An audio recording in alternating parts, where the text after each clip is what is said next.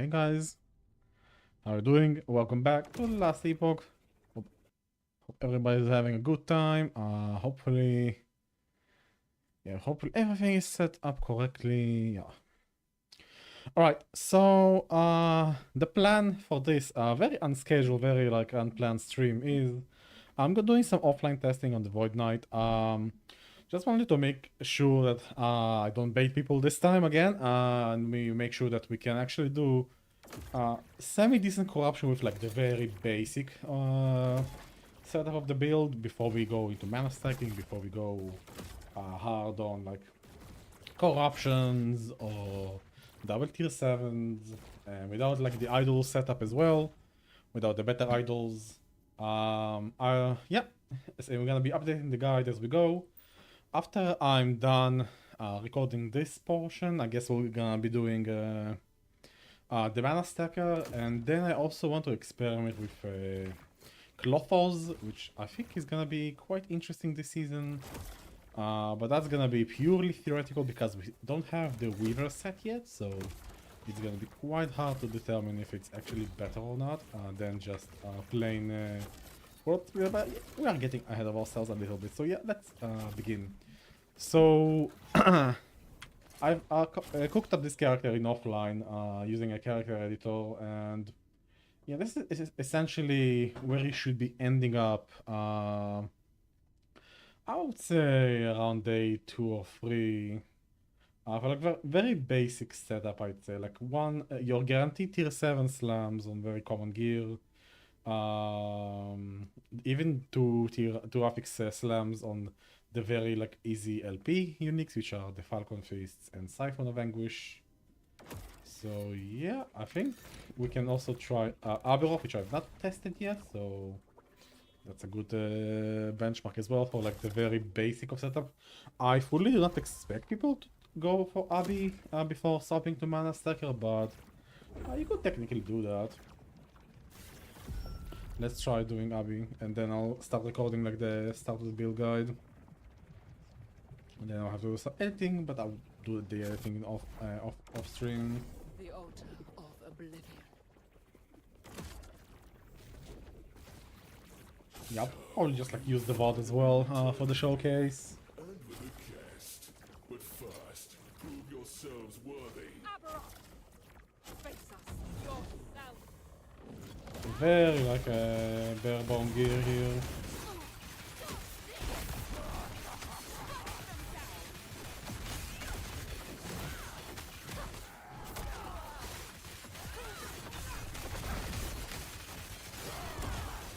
Yeah, the damage is like nothing special. Again, this is like the super low damage but easy gearing setup.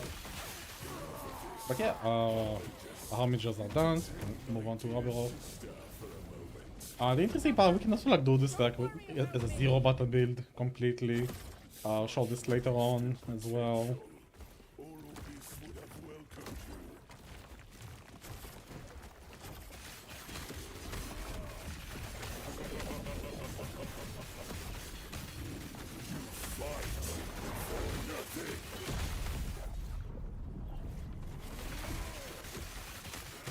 Yeah, we pretty much never stop warpathing.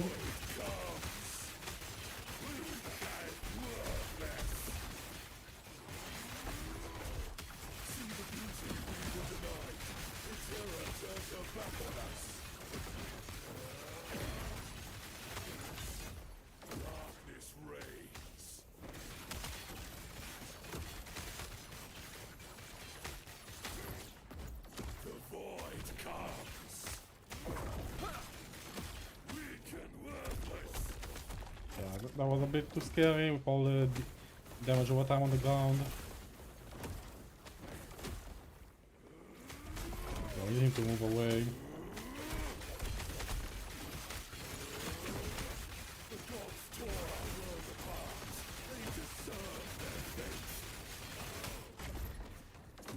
Yeah, I need him to come over here.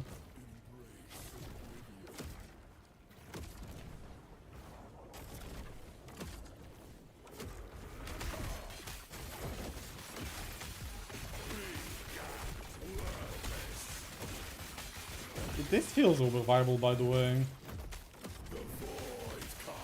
Yeah, not sorry, not Uberfast, sorry, normal Aberov viable. Even tanking those beams though.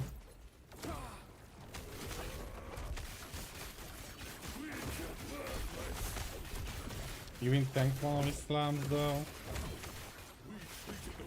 Yeah, I'm playing this like very sloppily.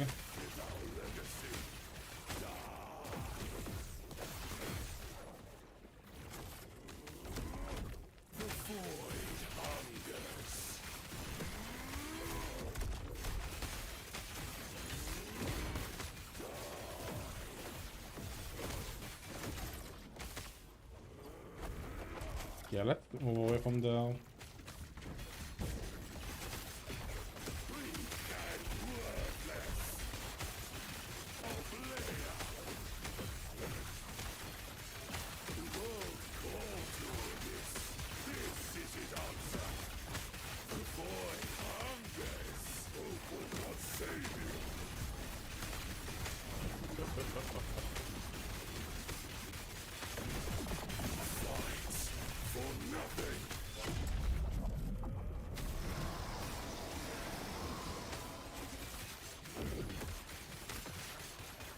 Yeah, this is definitely Abi viable. Yeah, okay.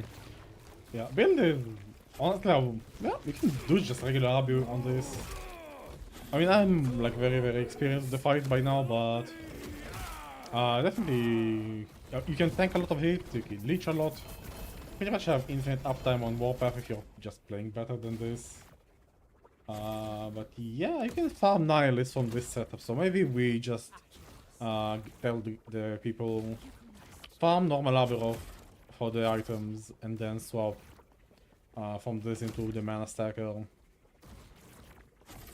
Yeah, this feels really good. This is, by the way, no blessings.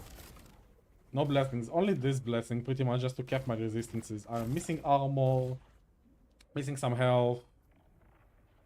I think I'm missing like a mana regen or health regen, whatever, like I'm taking from Magon. I think I'm taking mana.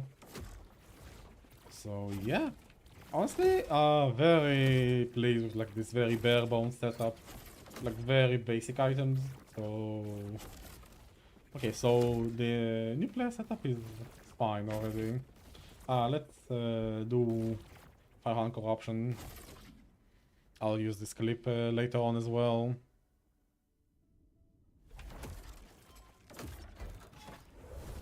Yeah, let's actually maybe put a marker, I guess. Yeah, mark this. Let's go do Firehunt Corruption. This is my benchmark for this like very beginner setup right now.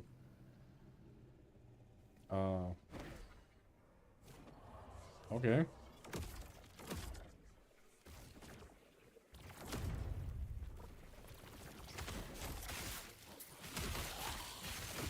So yeah, what you can do is tap numpad and then hold yeah, set up the binding. I'll show it like on screen. You can set up the binding and you hold 9 for me, non-lock 9, and you release. Hold it while you tap numpad again, then we just like keep playing with Warpath without like just like hovering without like actually touching the keyboard. Literally nothing. Yeah, just like moving the mouse. Very nice. Yeah, the hotkey, like the hold keys trick with Warpath is really fun. It's literally 0 button build. And the mana sustain is fine. We'll always get like a mana back. Thanks to our skill tree. This will probably not work.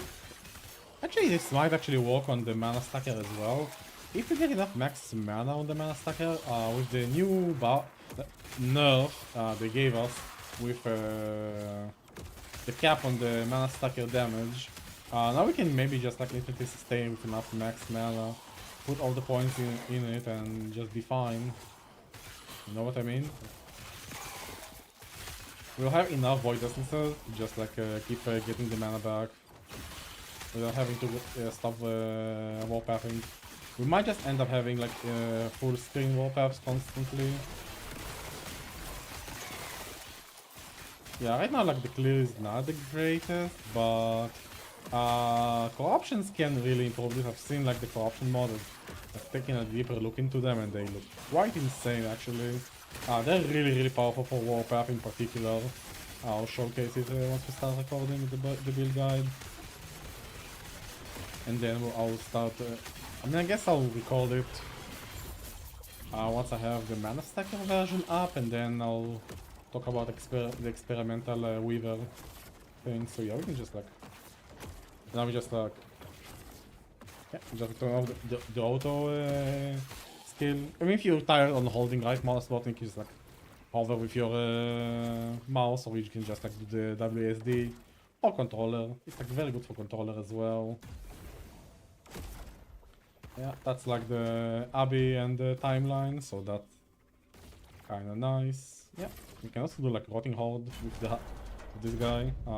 So again, I'm pressing numlock, I'm pressing my hotkey, which is 9, and then holding it and pressing numlock again, and now I have constant Warpath on, and now we just like hold. We don't even touch it, we just like move the cursor now. Or we just do WASD if you prefer. I feel like it's like easier to control with WASD when you do this technique. Like this is like much easier to control. It is like more click heavy, obviously, but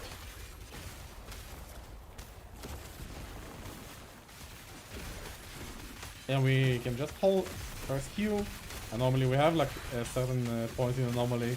I did miss it on the first stream, but I realized there are some mandatory points of anomaly we have to grab to make use of it doing Warpath without coming out of Warpath. So yeah, I also have Falling Strike from Void Knight, so that's always nice.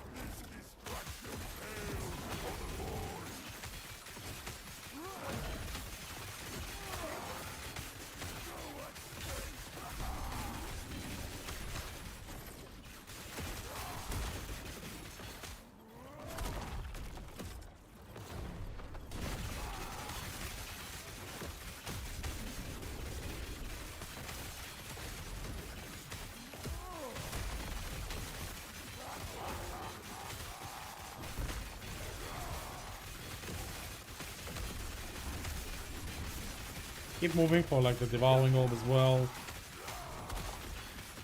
Because you get you auto cast Devouring Orb when you move, so always good.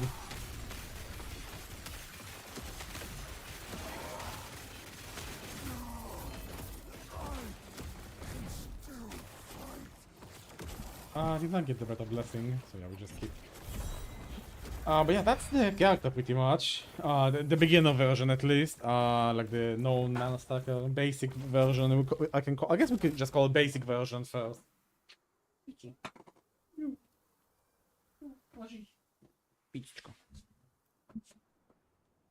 So yeah, that's the basic version pretty much. So that's my starter.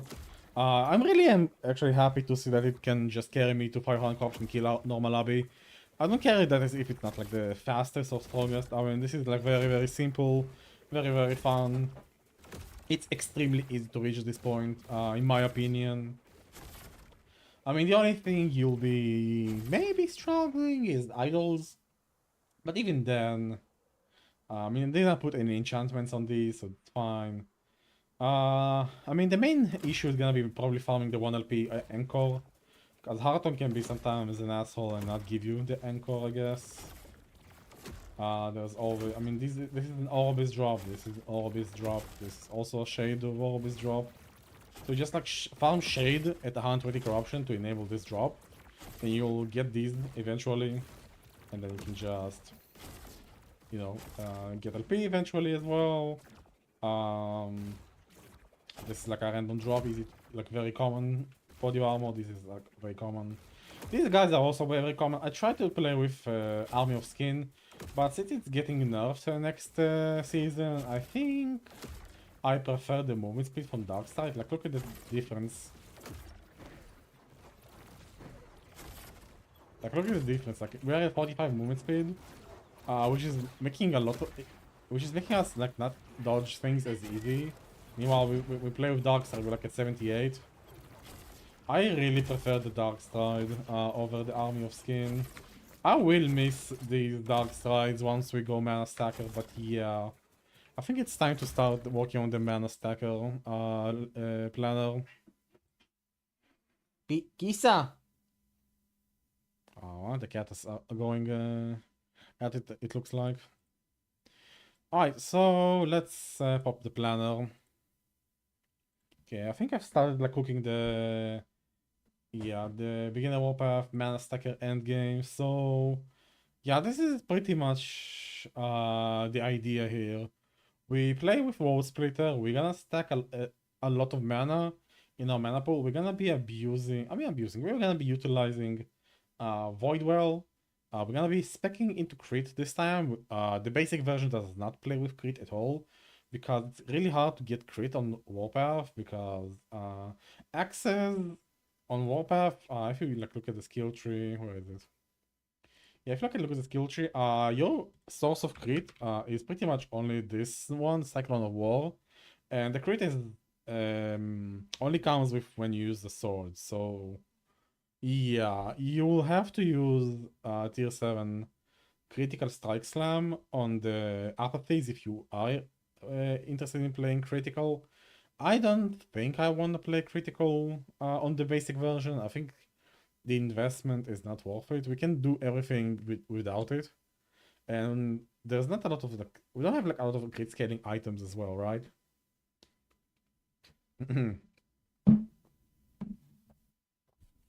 This is gonna be like a kind of important. I mean, this is gonna be nice when we try to play with Klothos because Klothos is a sword. So we can like grab this and maybe then we slam flat damage on the Klothos. And then we get quite nice usage from the Klothos. So yeah, let's continue cooking. So I'm not. So we know that we cannot. So I have to like make a pre-Uber version and a post-Uber version. This is what you're gonna be killing Uber Aberoth with, and that means we're not allowed to use any Uber items. We are playing COF, so we are not gonna be buying our way through the Uber fight, right? I think probably crit multiplier on the anchor this time.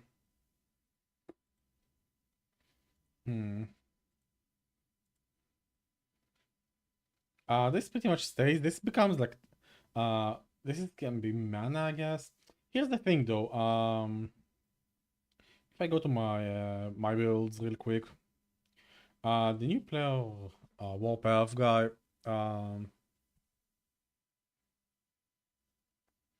did I not save it? Hold on.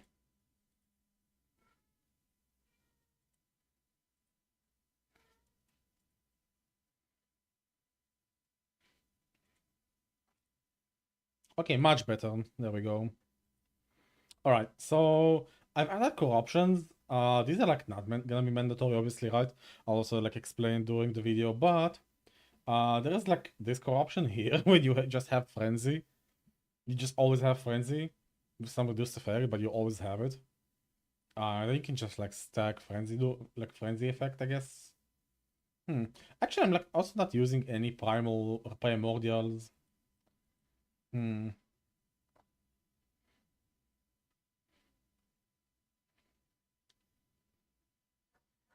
Honestly, like for more damage, honestly, we can just like do channeling like this if we feel like it.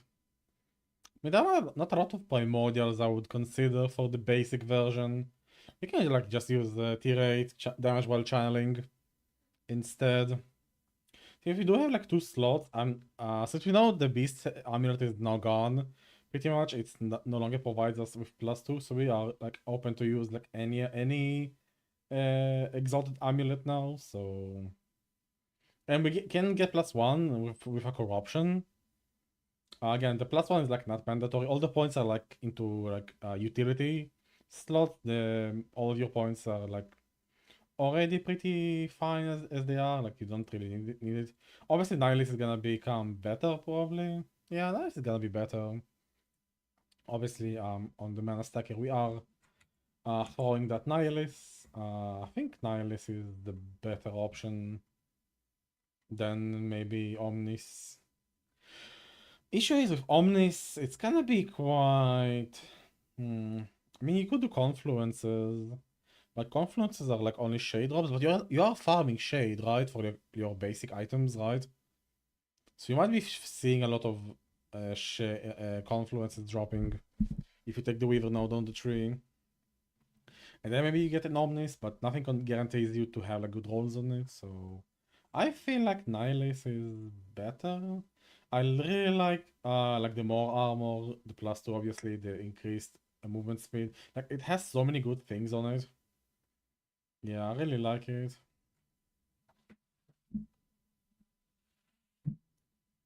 Yeah, all res as well. Like I feel like Nihilus is gonna be like very hard to compete with. And we're gonna slam with crit multiplier since this is gonna be a crit variation with the mana stacker. I don't know, do I want seed? Which primordial am I gonna be using? I mean, this is gonna still be. I think this stays as. Hello, cat.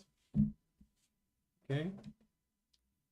I think yeah, this stays as Siphon of Anguish. Where is it? This stays as Siphon of Anguish. You still honestly probably critical. I don't know. I think I need to do some testing if we need that critical strike chance slam or not. I feel like we don't need it.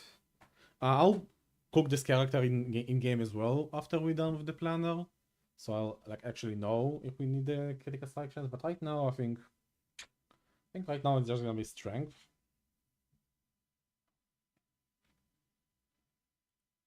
Strength is just like overall good. And yeah, these rings come like 6% chance for 2 LP, so I still like the elemental resistance. Honestly, yeah, no. Actually, this kind of is not needed anymore because we stop using the less mana channeling, but we pay with 30% all element resist. We can just like get something useful now. Probably health. I really like the health here. Maybe a prefix? Second prefix? There's no vitality on rings, right? There is no vitality on rings. How? Yeah, I keep forgetting which ones are there, which ones are not. Maybe just the health. PT stop. He's trying to bite me. Okay, can't move away. I don't. Yeah, he can stay if he doesn't bite me. If he keeps biting me, he can go to his chair. Yeah, I guess just health this on this one. Again, no double tier 7s, because we don't know if it's easy now, still easy to get them. Probably very hard to grab those double tier 7s, so I'm not gonna put them in my planners now. Corruption probably can still be strength.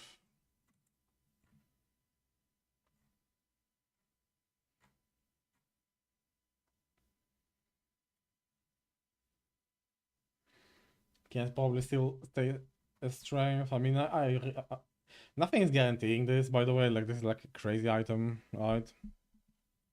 Just like corrupt it if you feel like you want to corrupt. If you have like, I mean, now we'll always have spares because, oh wait, I mean, now we're gonna be always wanting to farm the shade for drops since we're gonna be corrupting. I think this always stays 1 LP because 2 LP war splitters are gonna be really hard. I think I prefer the 1 LP with a good corruption.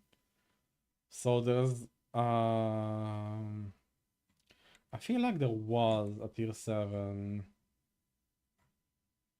critical. Yeah, this one. Against frozen enemies. That's a lot of multiplier against frozen enemies, isn't it?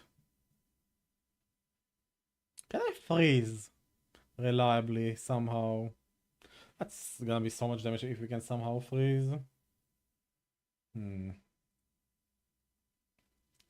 Resource, ailments. Let's look at freeze.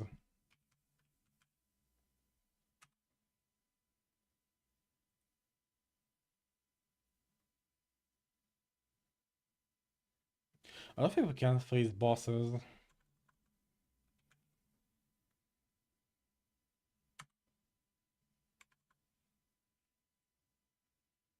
Um,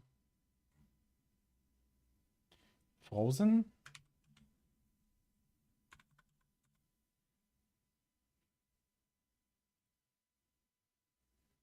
Hmm.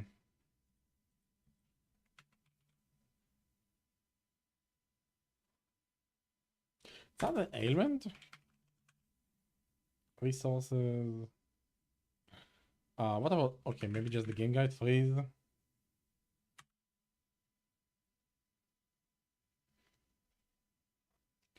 Um, Freeze rate. To have a chance to freeze, a skill must have a freeze rate. Most skill have freeze rate, which listed in the tooltips. Base freeze rate is based on the tooltips. Can be increased by freeze rate stack per stack of chill stat. And that final number is then multiplied by freeze rate multiplier. Which is 100% by default. The target is frostbitten. It has a increased chance to be frozen. Multiple freeze enemies that have more maximum health and yeah. So divide by maximum health slash current world, huh? Yeah.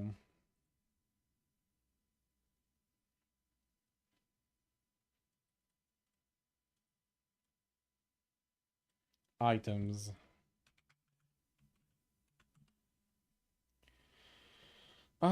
Freeze rate multiplier, huh? Freeze rate.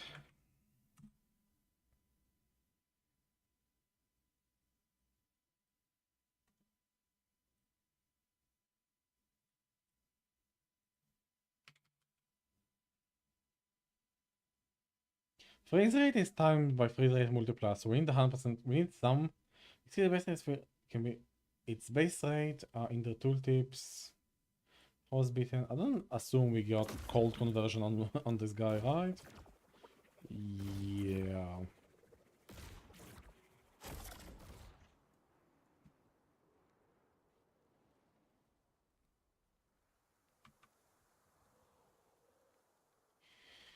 Yeah, there's like no freeze. I don't think I can like utilize the second line on the corruption.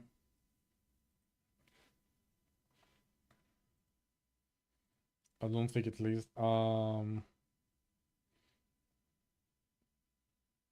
Maybe with frostbites. And there's also a chance to be frozen, which is base freeze rate, right? I guess frostbite shackles are a possibility. Hmm. I mean, it's just for like the utilization of this like giga crit multiplier if we end up getting it. Hmm. So the formula is base freeze rate. Freeze rate. In the toolbox can increase freeze rate per stack of chill stat, and that final is multiplied by freeze rate multiplier. So freeze rate per stack of chill, right? So chance to be frozen, this one.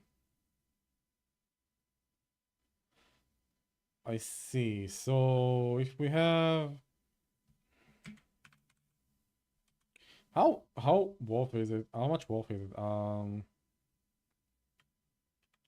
So that's 20 times 15, right? So that's 300% chance we have like 15 frostbites, which we probably will have since I mean kind of high, even with the 60% reduction on the warpath. We are hitting quite often, and then we have freeze rate multiplier, right? Times let's say 1.7. Yeah, this does not feel like a lot of multiplier. And then it's divided by health, max health plus current world. And then it's per hit, right?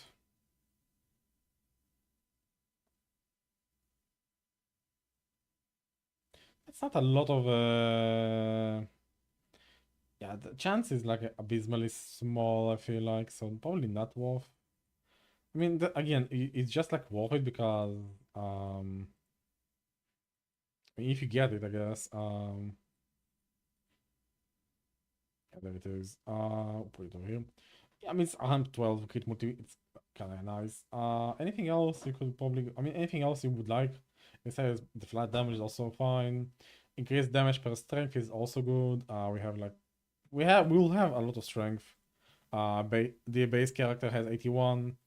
This is gonna be like comparable, so that's gonna be quite nice. Right, so let's see. Shattered Chains. So 2 LP on these is what? It's decent, you will find one. I don't think there's like anything interesting on belts, right? Mana gain a potion. Throwing attack speed. Your throwing has really nice things on corruption on rings and belts, huh? Mana gain spend. Actually, this is the one.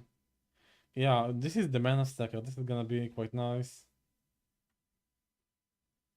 Also, this one is gonna be good. If you slam into this one as well. Elemental resistance, necrotic resistance. Falling damage as well. And then what are we gonna be doing?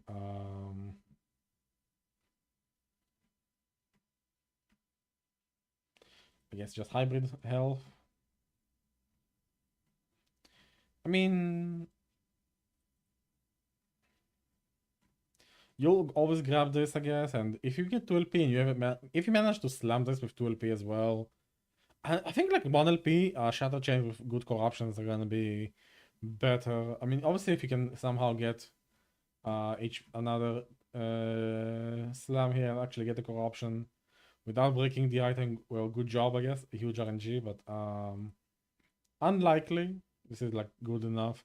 This is kind of replacing double tier 7s, if it feels like. Maybe that's not a big deal to lose a double tier 7.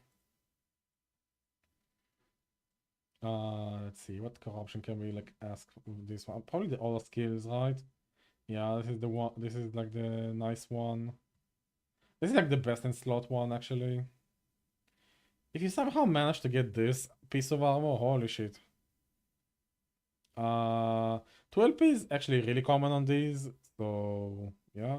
And if anything, I'll probably say mana is gonna be secondary. You kinda can't lose the warpath points, I feel like. Although Nihilist gives you +2 and Shattered. Also, yeah, we're gonna be corrupting said Nihilist, right? So.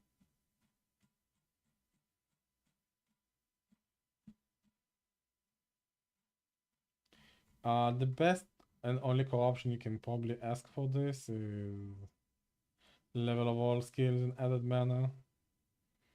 This is like the best, the only corruption that really helps you. I mean, again, you can print more. I mean, 1 LP Nihilist is not too uncommon. It drops like 1 in 7, and Nihilist drop is like decently high, I guess. I mean, you'll do like, you're just gonna have to farm this, I guess. Again, it's like the very min-maxy thing going for corruptions. You'll all not corrupt your own current item, you'll just like go for like the big ones. I still don't have any primordial slots.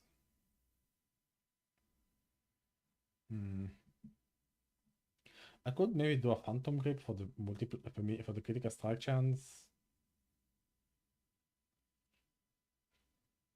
I kinda like the Flames of Midnight though.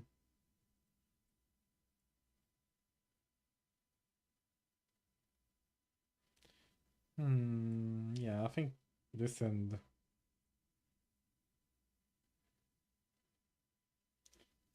strength. I think this is like the better one. Flames of Midnight also kind of has a high chance to get 2 LP, so like either or. You either get that 2 LP and then if you get a copy, slam that. Unlikely. So gloves stay the same, I think. I mean, obviously would want Immortal Vice, but that's Uber drop, so we are doing the pre-Uber stuff. Void Barrier, maybe this guy. Ravenous Void is not too I mean, I did get one over the course of 1 week of farming uniques, right? So you can just farm Gaspar, I guess, if you feel like doing, really like feel like doing it.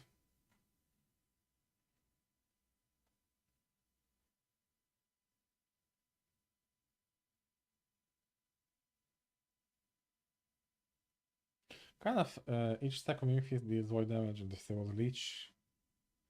Dropping your Endurance threshold. Get a void barrier every 5 seconds. Void barrier stacks for 3 times, take 5% less damage per stack.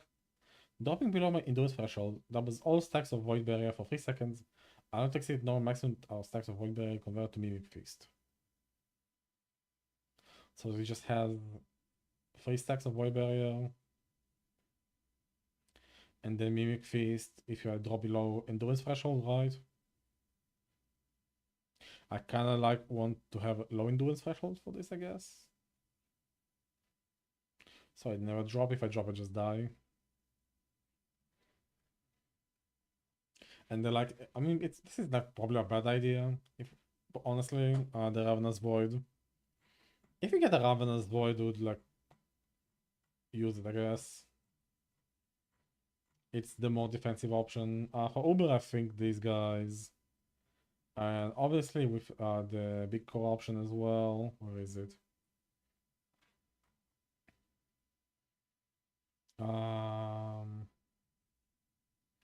It's not the attack speed, I feel like. Probably, oh, is it the attack speed? Oh, it's probably the attack speed.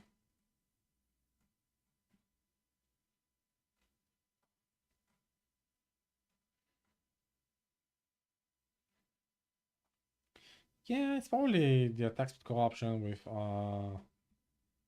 tier 7. I mean, this guy has like easily can get 3 LPs on this guy. So could also get more freeze rate multiply melee attack speed. Can get critical strike chance. I feel like area is area on the area on the mana stacker is not gonna be useful. We're gonna have like tons of area.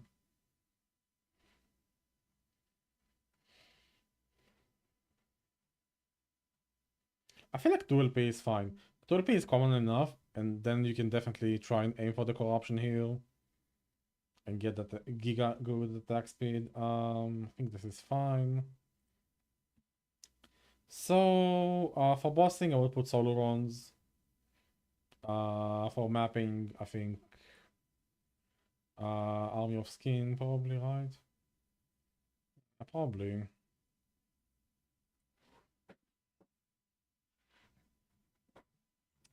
Thing is, we don't really get melee void damage, right? That's a little bit melee void. Hey, so you live wanted to say, hey, Vandril, how are you doing? Yeah, I'm cooking my starter. So I've just like tested like the basic version of the starter, and we can kill a regular Abby and do 500 corruption with like the most basic of items. Like 1 LP slams purely, honestly, like except for the Falcon Feasts, which is very easy to get. Darkstride and Anchor, and yeah, like very basic stuff. I feel like it's like it's probably like what day 3, 4 if you're farming free hand corruption, you can like reach this pretty easily. I mean, Warpath is like just great overall. Like just amazing skill, and you can play it really easily in campaign once you grab Reckless Spin. You just like, I mean, we're playing softcore, right? So we just gotta go Glass Cannon, get free Warpath, and just spin to win. So it's gonna be like this, then we go like this, up until this one. Damage. And then late game we just remove this and grab Dark Nexus. And yeah, no crit, no nothing, but then we start gearing for like the big boy build, the Mana Stacker one. And apparently you nerfed Warpath, huh? You nerfed it apparently, huh guys? Nice nerf, by the way. B build. Oh, I wanted to B build at some point as well. It wasn't me. Okay. You didn't nerf it though. That's the funny thing. That was actually a buff. Capping this node, Evandril, was actually a buff. In the end, it's actually kind of funny because now we can sustain this indefinitely probably instead of just having it ramp up beyond a reason and we cannot sustain it and having to like reset the counter every so often. Now I think we can just like, sustain it indefinitely and have a full screen warpath going on until we just like decide to stop, which is funny if it actually works out. And it's gonna be I think it's gonna be insane actually. I was actually like debating if I can somehow freeze with the build because this corruption is like insane. Dude, I want this corruption, but like so bad to work, like double dip. But this is not the build for it, I guess. Boots though, what am I doing for boots? If I go Dark Stride with tier 7 movement speed, I feel like movement speed is so important for Warpath. I mean, I get we have 28 points actually, so I guess I can just like pop these points, right? Pop these points. Alright, we just do this. Right, we don't grab this. Still 5 points remaining, by the way. I guess we just we don't need the area, honestly. Oh yeah, we put this, grab these points. 2 points left. I guess we shred. Grab the shredder here and what? Mainly health leech. I feel like we have enough health leech. I don't need more leech. I mean, this is maxed out. I guess more area. I mean, this is better for area anyway. I guess this. And we just max this out. I think maxing this out is actually viable now. And what's gonna happen? I mean, it's mana cost per second. It's gonna be 2000. Maybe that's not sustainable. Maybe just like put 12 points. Maybe 2 points. I don't know. Like there's gonna be like a certain amount of points we're gonna be able to get here, depending on how much maximum mana I can get. Which is right now very, very low, which I really do not like. Okay, I think I know what I'm doing. Maybe I don't play with seed. Maybe we do the following. Maybe we remove the seed. I grab a Leonine. I grab, where is it? I could grab T-rate, channel cost.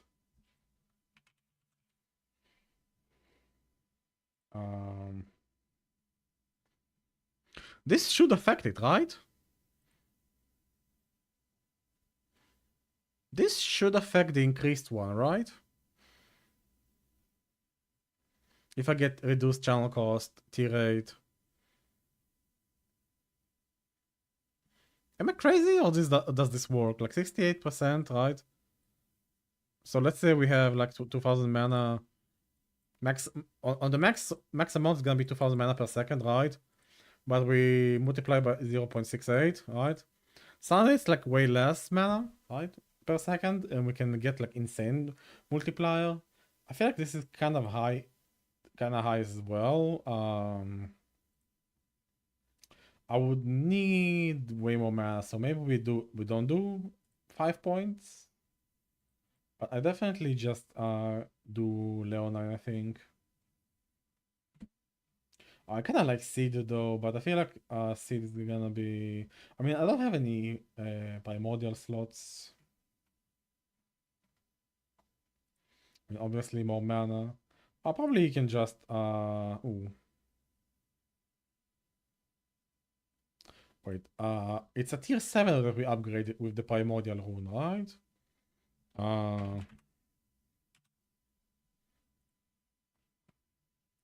Rune of Evolution. Upgrading a random... Yeah, it has to be random tier 7. So I need to have double tier 7 Maybe it's gonna be the tier 6, tier 7. I don't know how common these are gonna be now. I'll put it on tier 5 just in case. And then what we're gonna have this. Probably can just like slap something. What's a good? What's a good mod for us? Probably this one actually. Yeah, mana percent mana, channel cost.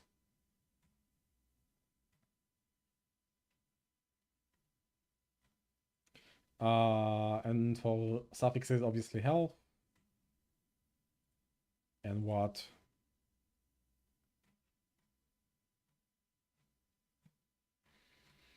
I feel like our resists are fine.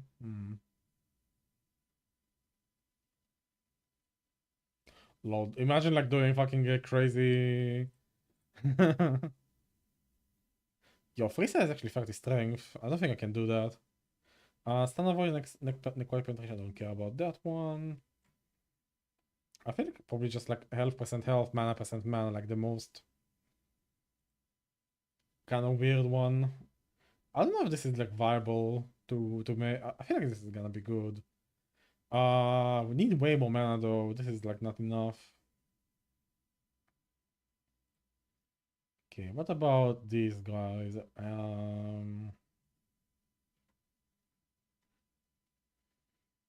Weaver idols. I don't really do Weaver idols, do I?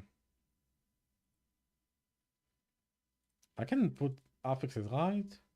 Prefixes, suffixes? Yeah, maybe. I guess I don't know. Are these craftable? I don't know if these are craftable. Are these craftable? Can I mean they have two affixes, two suffixes, right? Can I Rune of Havoc these? Yo, if we can Rune of Havoc these, this is gonna be quite manageable. If you can craft them as well. I do not remember if they drop corrupted or not. I think they do drop corrupted.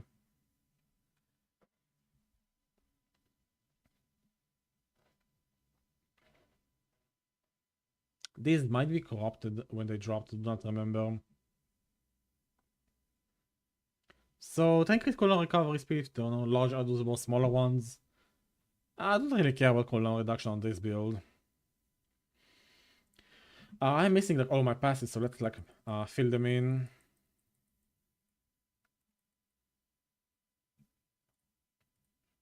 Okay, 5, 5, 5.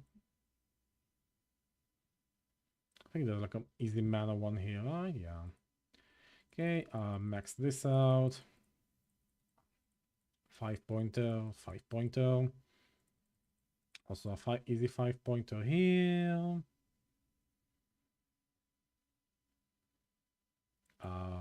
Yeah. I think 5-pointer here.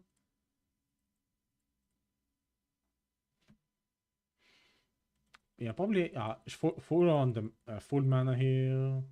1 vitality and health, big health. 3-pointer, 10-pointer here. That's a lot of attack speed. That's a lot of echo chance. We're gonna grab critical strike chance. We are playing crit on this one. I'm not gonna take this. I think the mana cost increase here is gonna be unsustainable.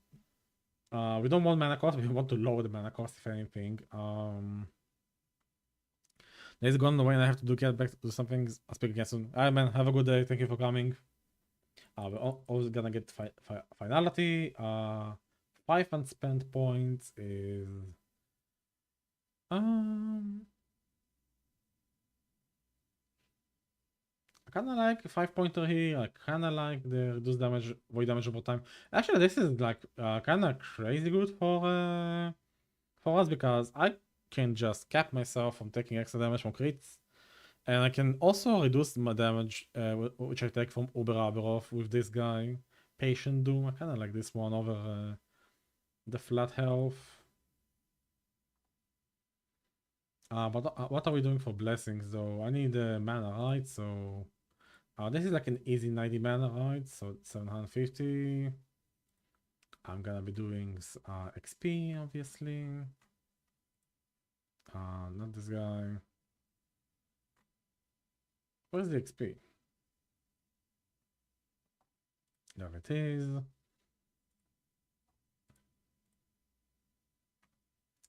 Where's the crit multi one? Bloodfrost and Death.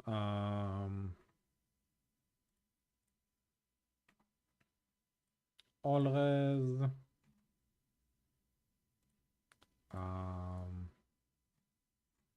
Probably the armor on this one.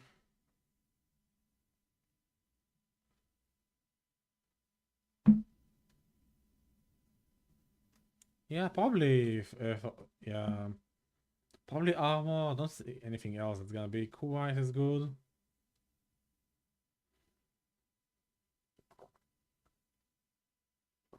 Actually, I can get maybe freeze rate per stack of chill. And then maybe I can use the corruption, I guess.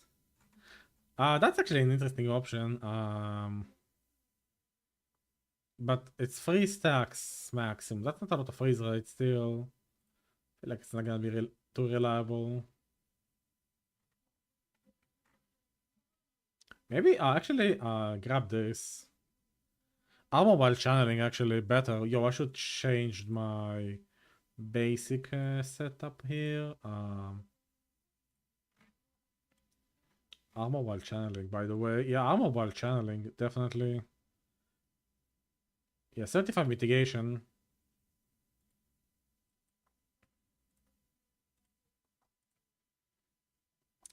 Still not enough mana on this one.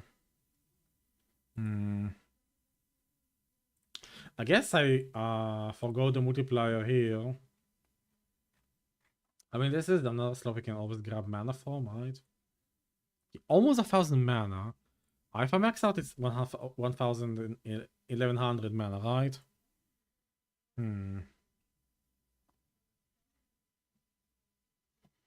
Resist could use some help. What am I doing with resists?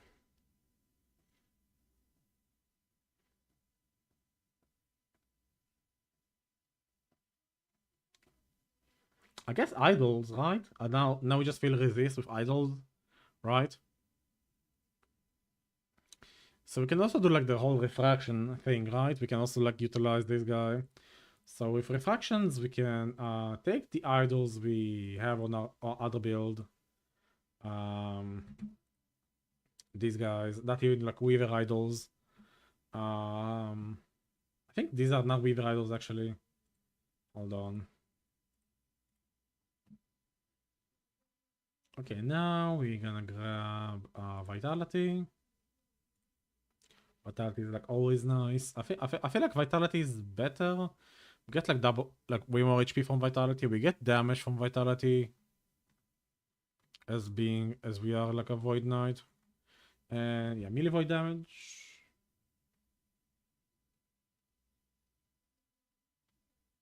I feel like this should be higher. Hold on. Is this not higher over here? Hold on. No, it is 90% melee void damage, huh? Interesting.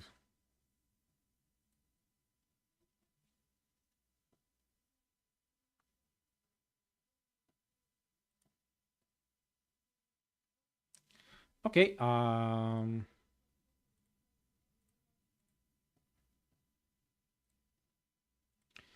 what are we gonna be doing here then? Okay. I think yeah, just melee void damage. Melee void damage on this guy. We copy you over here. We have two refractions. I want to use both of them if I can. Alright, I think, okay, so this is like easy favor one. Omen Idol. Are we limited by Omen Idols? No, we can like put as many as we can.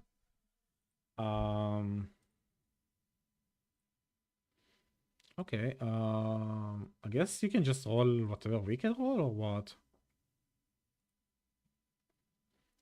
I guess they come corrupted, right? So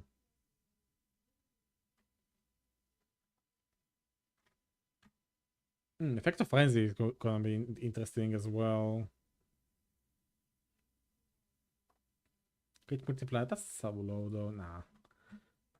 I mean, I don't know if it's like how easy it is actually to get.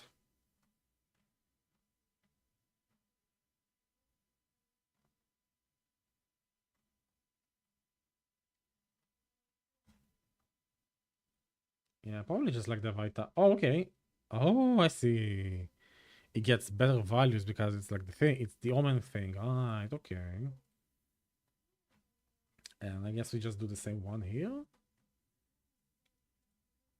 Ah, nice health. Can you roll mana? No. Yes? No, you can't roll flat mana.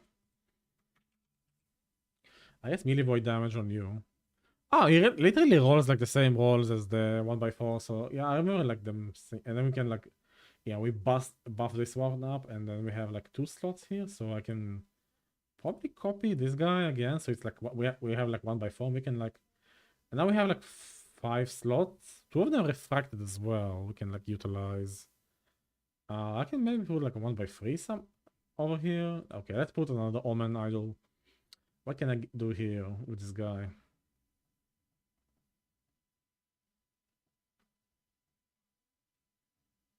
There's crit chance, which we might be missing. I can also check the calcs.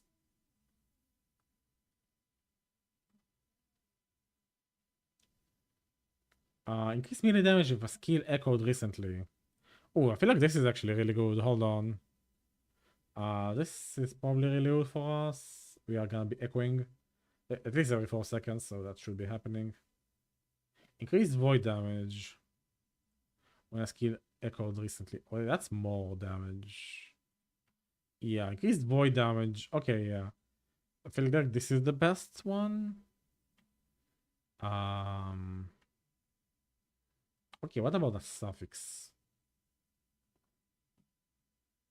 We have armor shred, LA resist. I feel like LA resist is not gonna be a bad one.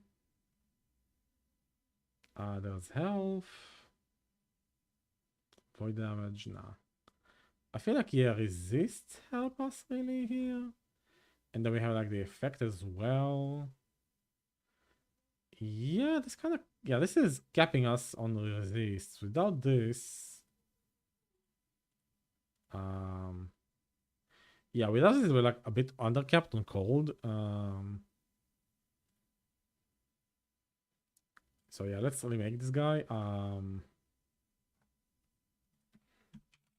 So we had void damage, right? Increased void damage when skill echoes. Yep. And we can also do res. I mean, there's also armor shred, right? I already have some armor shred on the tree.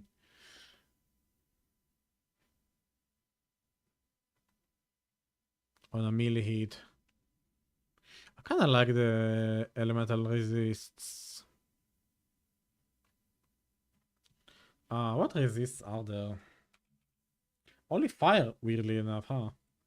Well, fine. Okay, I'll grab the elemental resistance. We cannot enchant these, right? And it can like get weird core options, I guess. Okay.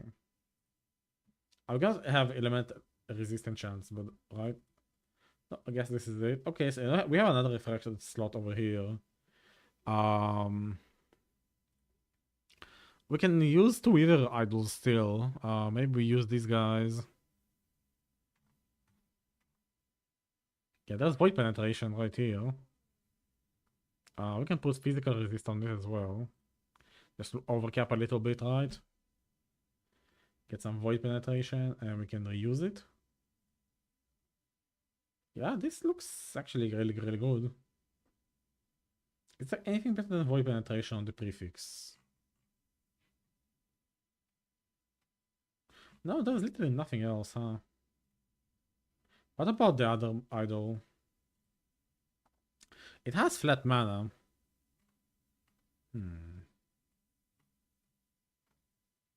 There is better mana here. Is penetration better than mana? Maybe we put this as an option if people feel like using this to get more mana. And then what you have, you can do health as well. I guess that's like nice. I was using this on my what's it called? Forgot. Not the reflect guy. The mana stacker. Fuck, I forgot which build I was playing. Yeah, I was using these idols on a different character. Which build was it? I think it was the Acid Flask, probably, right? No. Oh yeah, the Mana Flail Lich. That's the other mana stacker I played. I did use these guys, and they're like not too hard to get. They're like decently hard to get actually, but getting only one is different than getting a whole grid of these, right? So there's that. I guess we can do this instead. Refracted, get some more mana. I guess we'll find mana. Okay, so here's the thing. You grab this. So it's 2000 mana. And it's 68, hopefully, percent. So it's 1300 mana every second. So probably 4 pointers instead. So it's gonna be 1600 times 0.68, right? So 1000 mana every second. And if we get enough, I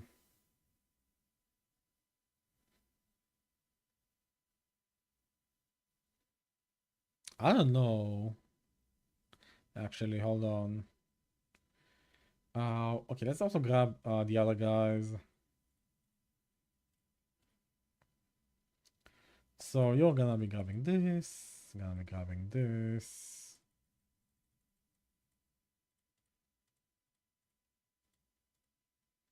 Okay, Abyssal Echoes. Gonna give me damage against blindness, attack speed with buff. 3-pointer left. Our shred effectiveness. 1-pointer left if we go for the 4 points. So that's 800 damage per second, 800 area per second on this guy. Okay, then we grab this. Since we're gonna be like kind of mana starved, I probably want to grab Sightless Star at some point. But first we grab all of these points, Void Rest Shred. Global more void damage, more increased mana regeneration, double of 90%, 90 plus vitality. And I have 6 points left. Kinda like the frequency. I'm gonna like split the points, 3 and 3. And we can maybe consume only half of the mana. How much does this cost again? 18 mana. Okay, so here's the thing. It's mandatory to have borrowed time when we're playing Warpath. It has to be an instant cast, or else we are just gonna be taken out of Warpath. So it's a must. Cannot be not taken. So yeah, then we take this. So it's a self cast. Grab the time bubble on us. Kind of like the lingering memory. It's actually on allies, no? I think we are count this allies. Attack speed and grab the rest of the points here. 1 point remaining. We can grab cooldown, I guess. Actually, maybe this one. But I don't want my critical strikes to be conditional. I should be crit capped regardless of anomaly. Right, so we're gonna be. I think this is the play. And Symbols of Hope is like simple. Grab these points. Grab 5 symbols. We have 4 points remaining. 4 points, huh?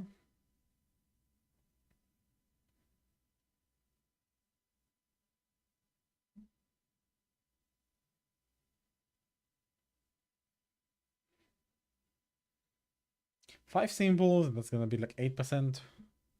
So what? I don't feel like mana regeneration is gonna be viable anyway. Nah, mana regeneration is not gonna be anything like, worth on this setup because we're just gonna be like 100% relying on Void Well. I think I guess yeah, crit chance per symbol. Hold on, yeah. There we go. We currently have 5 symbols and it's gonna help us crit cap. Right, so 5 symbols, yeah, that's quite a lot.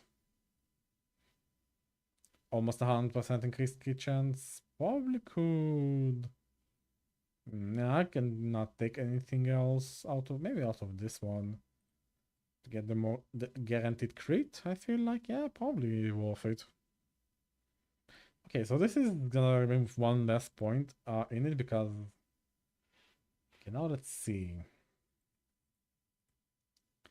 Passives are fine. Yeah, okay, let's save.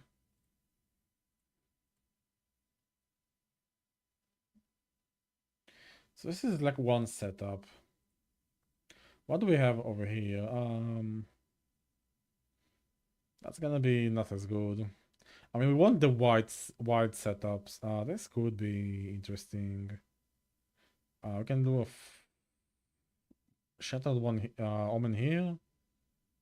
2% more damage to bosses per crit, unique or legendary idol, but we're not using unique or legendaries. Oh, we know. Yeah, we're not.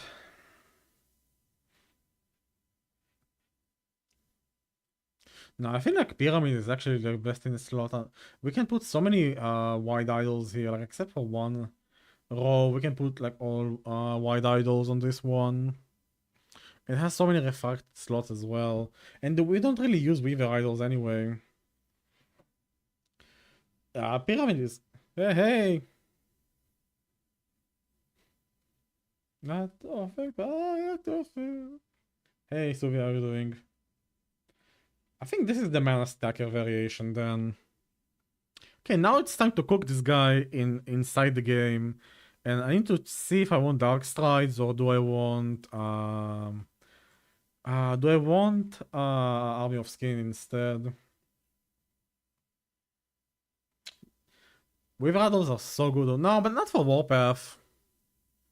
Nah, so you cannot tell me this is better than Weaver idol though. This is gonna be, this is insane. Like these small, like 3x1 idols are insane. It's the same as the 4x1, by the way. Why are you not using these just 3x? Oh wait, yo, let's be efficient, by the way. Hold on. Yeah, why am I not just using this instead? Hold on. There we go. Use this instead, and I just open 2 idle slots. And we can put like extra stuff as well now. We can just like put the penetration idols then. Like 1 penetration idol and 1 mana HP idol, right?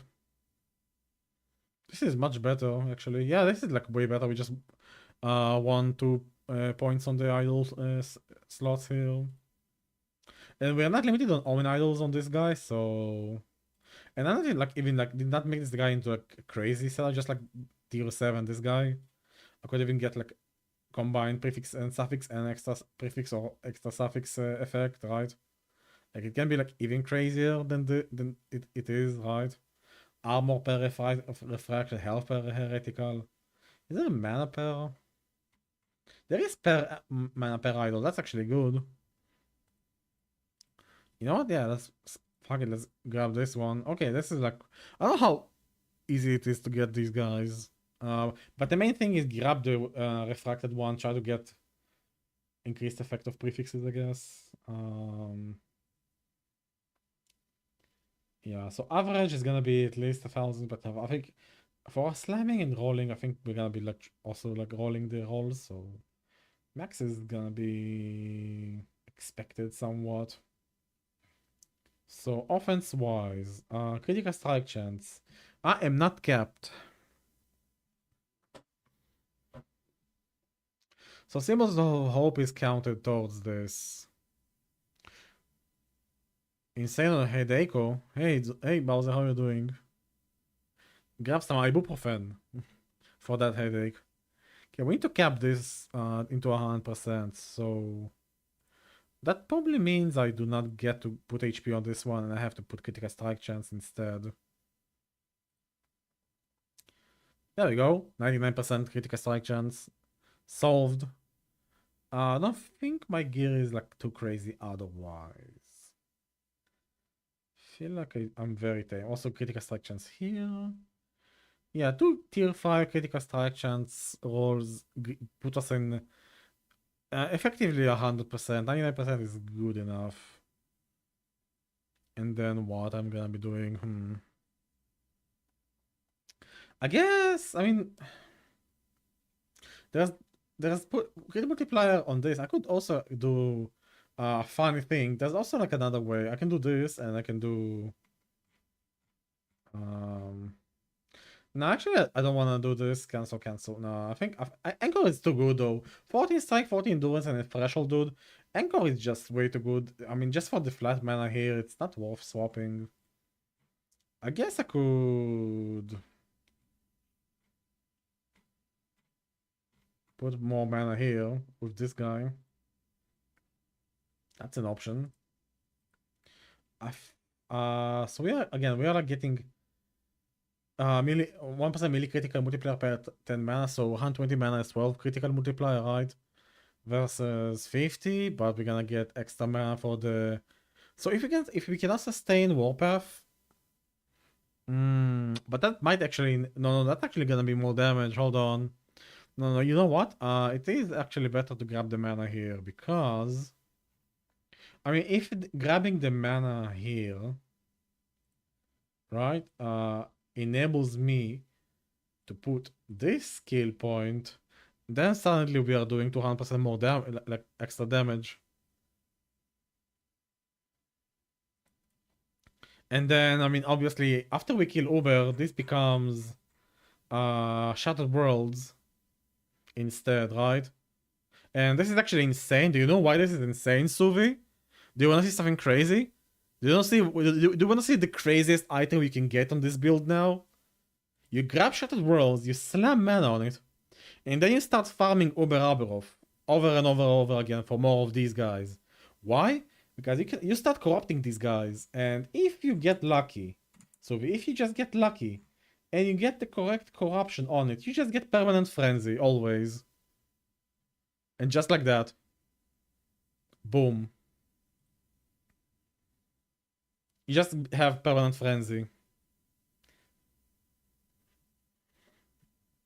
This is one of the craziest corruptions there are in the game right now. I mean, right now as of Thursday. Dude, not even that. You know what else we can get? If you corrupt boots, you can get stun immunity.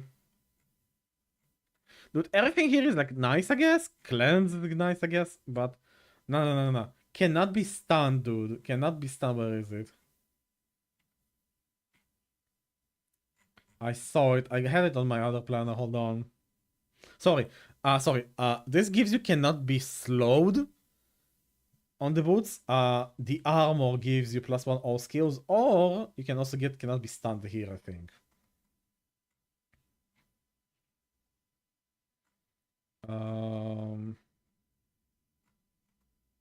Yeah, so you can either get +1 all skills and mana, which I think is best in slot, or you can get stun immunity.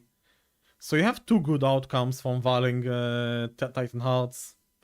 So I'm actually thinking 2LP are not gonna be too good, I guess, because you can just get 1 LP is easier, and you can just corrupt more of these to get a corrupted mod. Again, we don't know how often these tier 7s even show up, right? So yes, it does drop like candy, but slamming level 4 Warpath, I mean, yeah, it's probably gonna be easy. And tier 5, I think tier 5 plus level 4 is gonna be easy to get, right? I think this slam is like very manageable.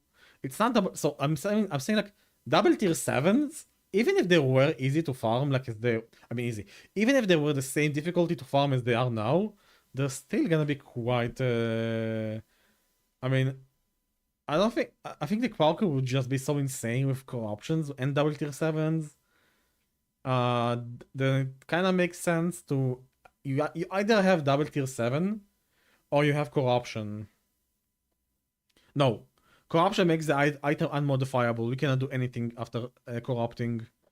You either slam it and then corrupt it, or you corrupt it and you don't slam it.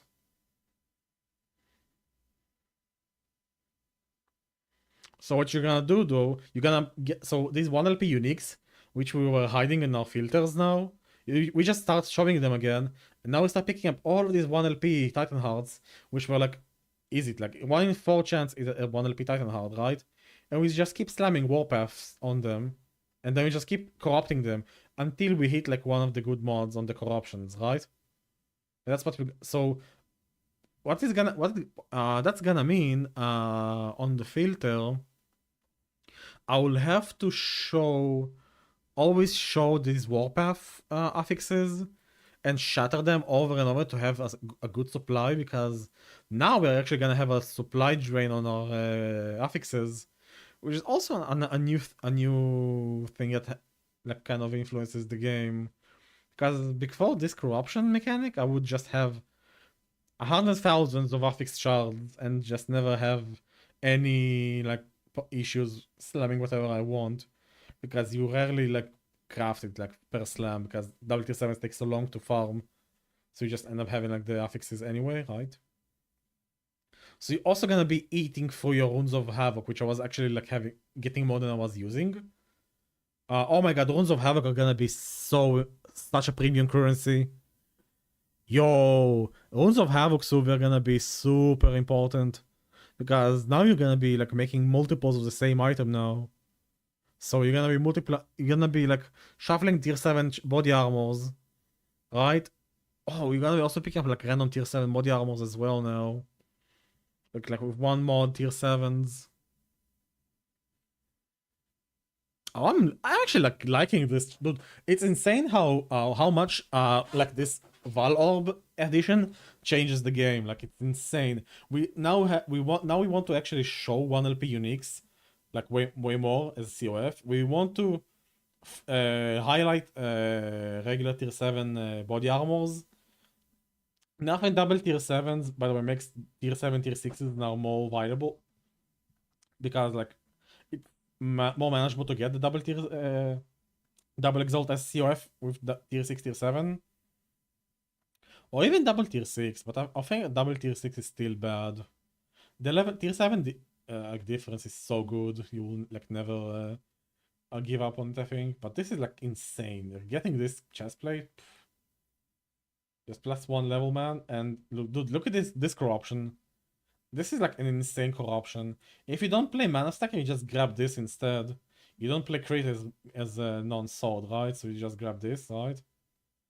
Oh, that's actually like so juicy. Okay, let's try out the Mana Stacker now.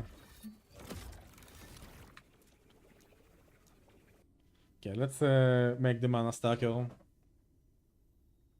And I mean, right now I cannot really test it. I'll need to have like 1 point in it to sustain the thing. Create an offline character.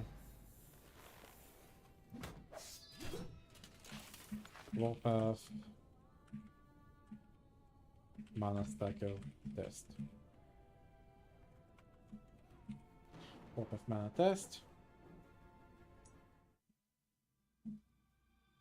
Can a corruption mod show with a 4LP slam?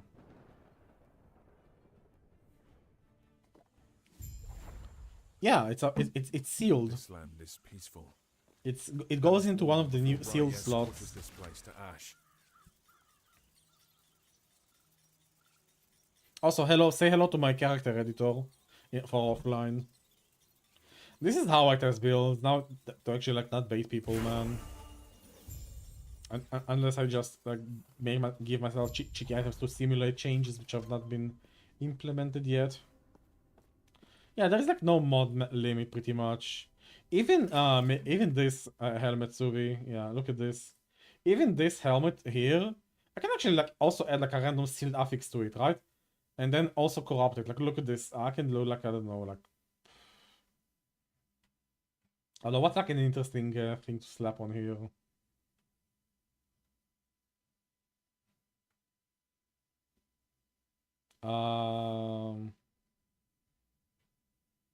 What do we have here?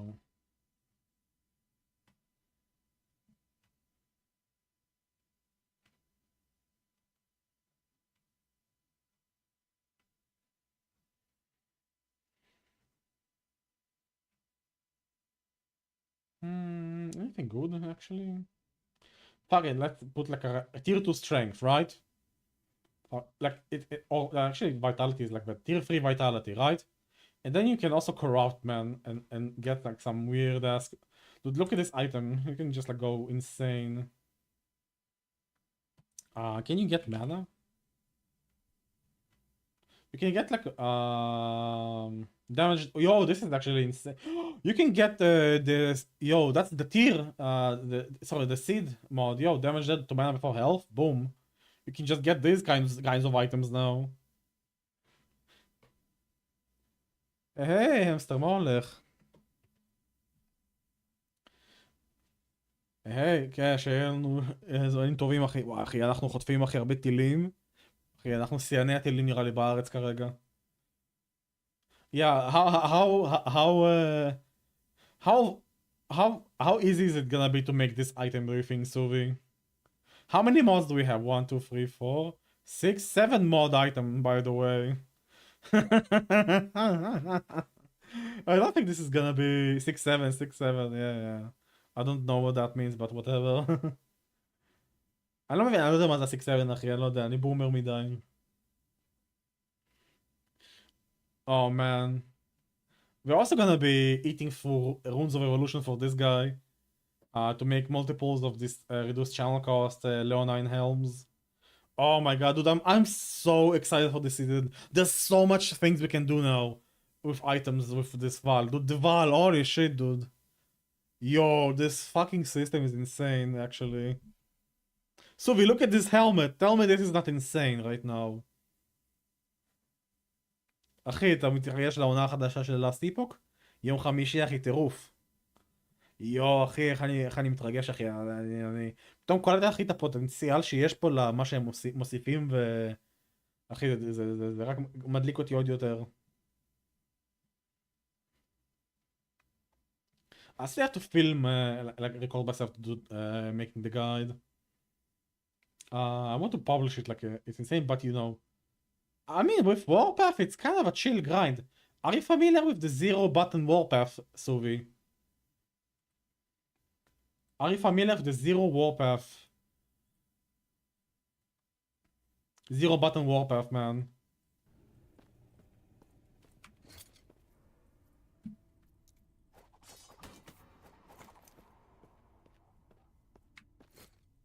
I can like show it to you, it's actually kind of silly.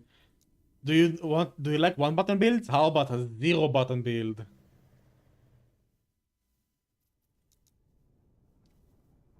Watch this, man. 0-button build.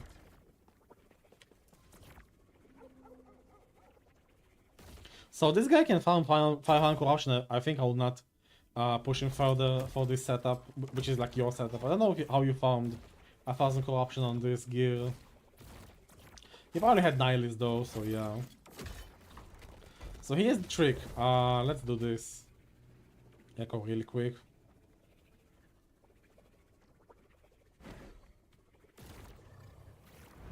So I have Warpath 800 with this setup?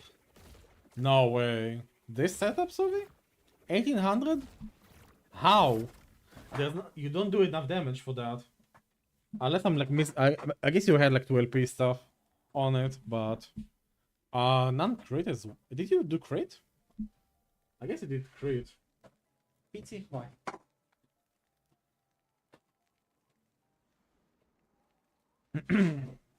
But yeah, 0-button Warpath, by the way. Look at this. I have Warpath on my F key, so when I hold it, I'm just gonna be playing 1 button, right? But what if I just hold my alternative hotkey, which is like number pad 9, right? Number pad 9, and then I click numpad, and now I don't have, dude, no button. And I just hover with my mouse or play WASD. 0-button Warpath.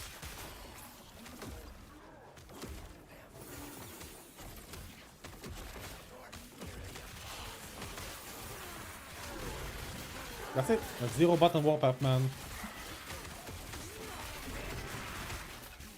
Just hovering my mouse cursor and the character goes and I can like left click whatever I want.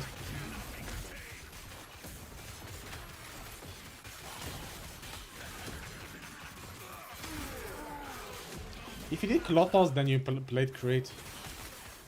But you played it before the nerf, I think. Did you play it on this season? Post-nerf Klothos? Because post-nerf Klothos is quite weaker than it was.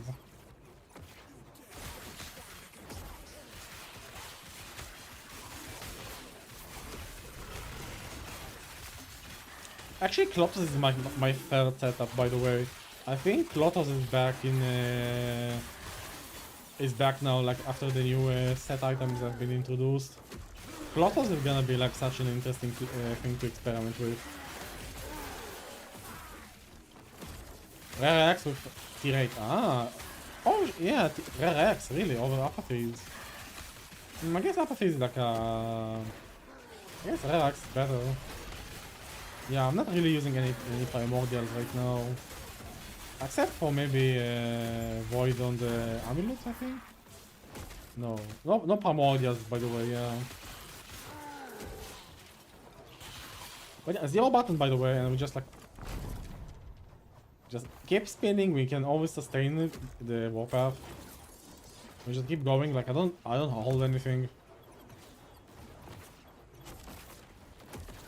I mean, it's better than just a leveling item, though. I did regular Abi on it. I can farm pretty well with it as well. I'm assuming, yeah, I guess if you just do like a big tier 7 axe, probably a Bardiche. But yeah, you can probably do like the. I can probably tell them to. Okay, hold on. Kebra. Okay, let's lower it, I guess, manually. It should be like auto-focusing me.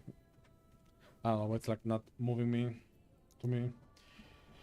I could probably, yeah, I could just like cook Rare X as well. Okay, so let's start cooking the... Yo, Junkie! Yo, thank you for the raid, man. How was the stream? Don't look at my cheats, boys. Don't look at my cheats. Yeah, we're like doing some tests for before we start the season. Let's do a 200 axe. Unique. World Splitter. Hey, Cyrus. Yo, man. Thank you for the follow. Yeah, so basic Void Knight is normal lobby, viable, completely viable for like 5-1 corruption normal lobby. Very happy with these results. You need nothing for it. Like it's like such bare bones gear. Ignore the corruptions. It's like optional, completely optional corruptions if you want to go for them. But like all of this gear is like completely like easy to get, and you can do it like even like probably like day 3 if you're like playing a lot, and you like know how to farm with COF. Like this is like completely viable to play until you start gearing for a mana stacker. And I have a third option which I want to do. I don't know if I have time for it today, but the third option is gonna be Void Knight with Klothos and the new set item. Yeah, Klothos is gonna be interesting to play with this season. Like this item plus I think it's the ring, right? The Weaver, yeah, bunch cheat Chitin of the Weaver. And what was the other one? And Isis the Amulet, right? So we're just gonna probably doing this and Legends. Or probably this is the set chart plus Legends. Where is it? Yeah, probably use this as a set shard. Legends entwined. And then do something with Klothos. I'm still not entirely sure how I'm gonna be doing Klothos yet, but I don't know if mana stacking is gonna work too good with it. But maybe if we don't go full points into Warriors 3, we just do a 1-pointer. Maybe I can like do a light mana stacker and then we just get more melee crit multi with like a little bit less insanity. Needle got so Needle did not get buffed directly, but because we got a new item called Button Chitin of the Weaver and the Weaver set, so the 2-set bonus is gonna be legendary affixes on the quick Weaver wheel items have 50% increased effect. So what's gonna happen if you get lucky? I don't know if you get like I don't know. What do you want on Clothos? Probably. Now we have huge melee crit. You probably want multiplier. I'm assuming. Either gonna be multiplier or melee void. I feel like melee void for the boots, so you can go fast. So probably melee void. Add 50% to this value, Suvi. Thanks to the set. So I'm either to this or crit multiplier. Obviously, you're gonna have like a random junk on it because it's a Weaver item as well. So if you happen to get like something nice like melee attack speed, like tier 3 or something, right?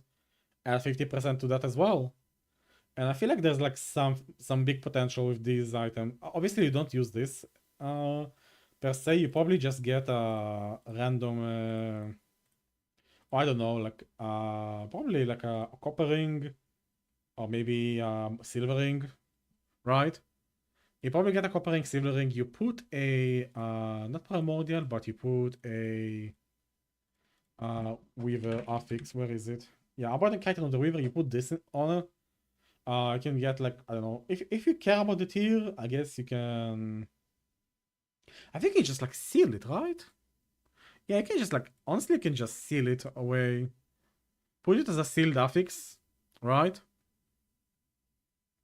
So right, you got to think about your needle with those 2 tier 7s, and then you also get 50% on top of that. If you use a rare ring, with at least one affix shard of the Weaver set alongside Legends of Entwined, and then you just auto-complete the set without sacrificing your amulet slot, because the amulet is not too great. Like, this is the... I mean, you need a lot of attributes to get +2 compared to Nihilist, right? 50! Suvi, 50! 50! 50%. Look. Near my cursor. 50% increased effect.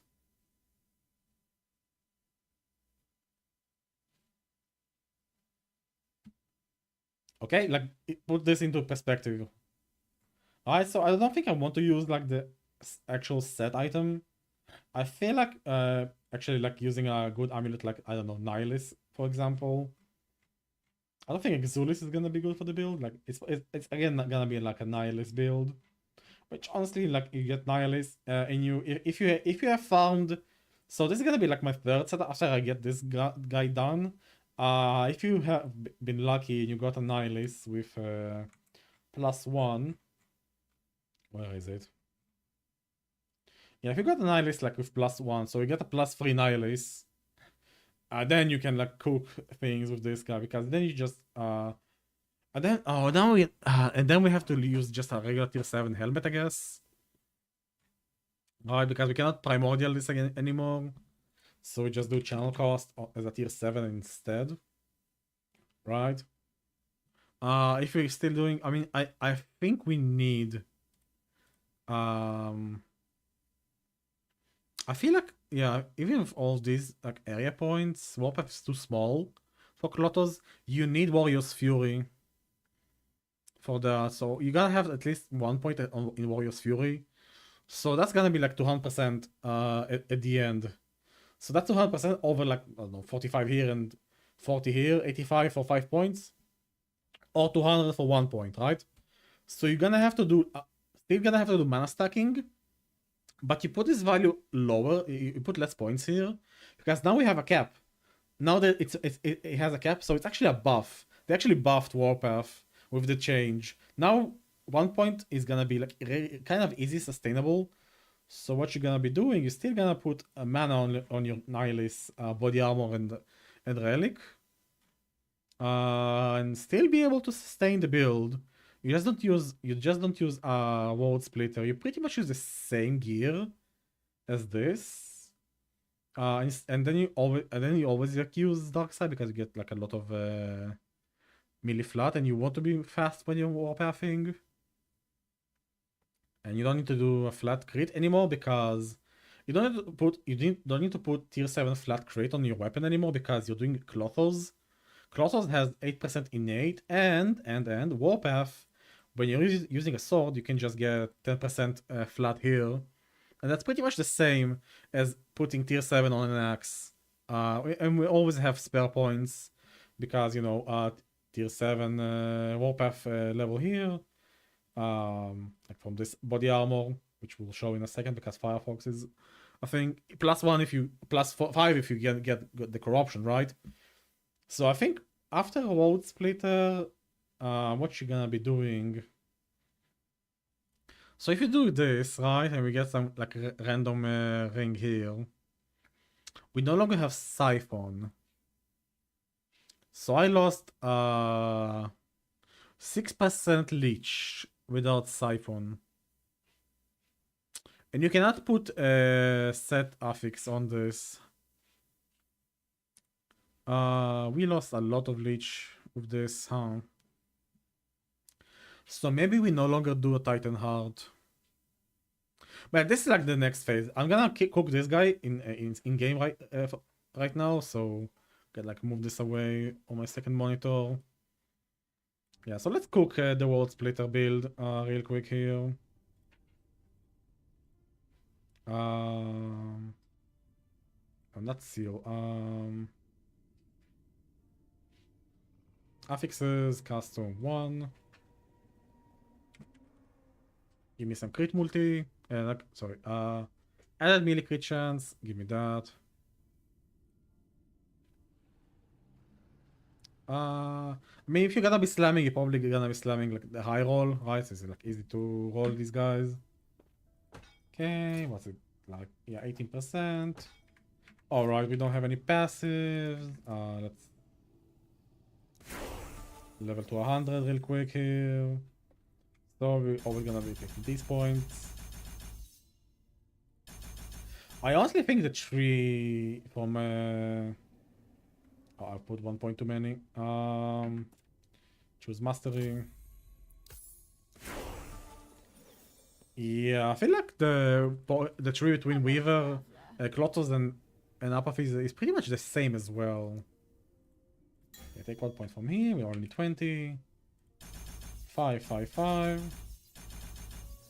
For Holy Symbols of Hope. No Titans.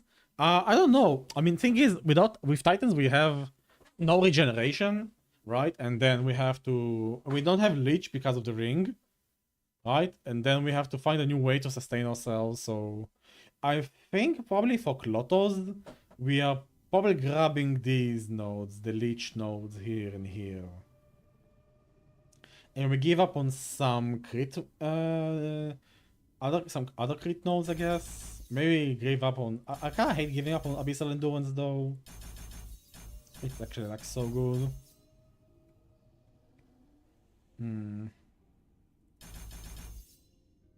Okay, we grab this. 8-pointer into this, 3-pointer, 10-pointer. Critical strike, we're doing critical strike. Always grab this because Abby. 1-1, this is how we sustain. Penetration. Frailty chance, slow chance. 10 points remaining. Roll this to here. I mean, if you're fighting Ober-Aberov, you probably want to grab Patient Doom because reduced void damage over time taken is kind of goated against those pulls and lasers. This will save you during that fight. So if you're gonna fight Ober-Aberov and you have issues, probably take out probably Future. I mean, Future Mind, 40 points of mana for 8 points is kind of expensive. So maybe put some of these into here instead. Do not grab Avatar of Regret when you're mana stacking.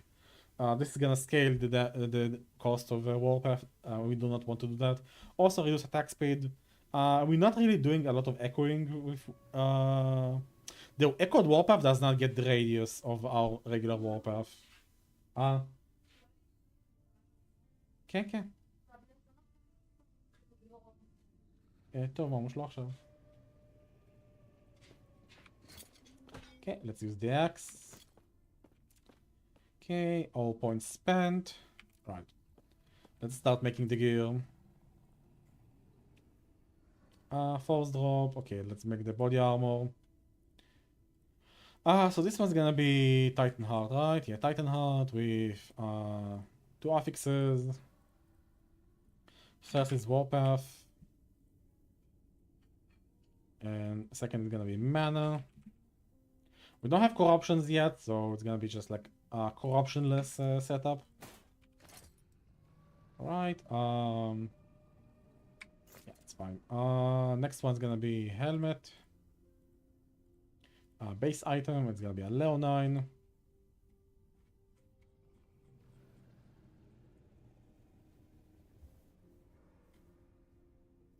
Where's the Leonine helmet? Am I just blind?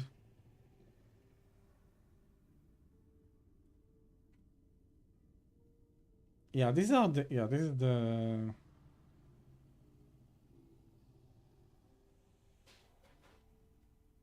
Oh, the Leonine Great Helm, there it is. So here we go. Sealed affix tier 8 is gonna be... Wait, no?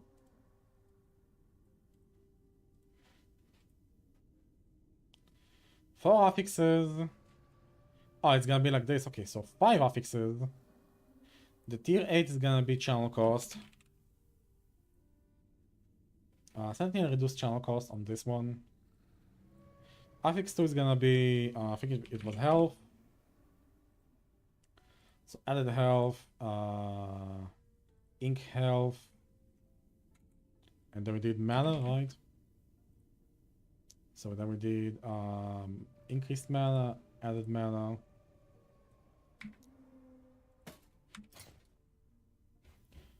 Okay, there we go. Okay, good helmet. Then we do a Nihilist, right? Let's see. Did I do the helmet correctly? I think I did do the helmet correctly. Yes, I did. Okay, let's do the Nihilist next. So, slowly getting that mana pool now.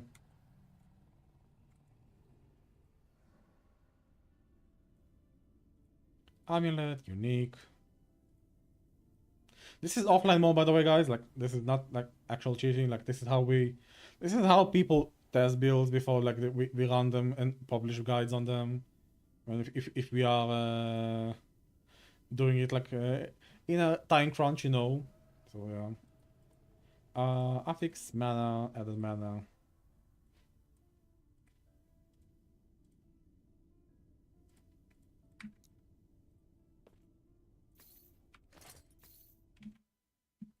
Okay, let's do what else? Let's do the belt.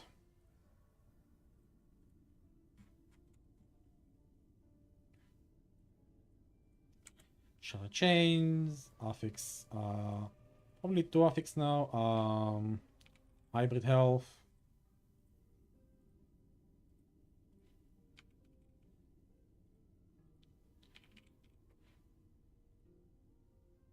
And ink health.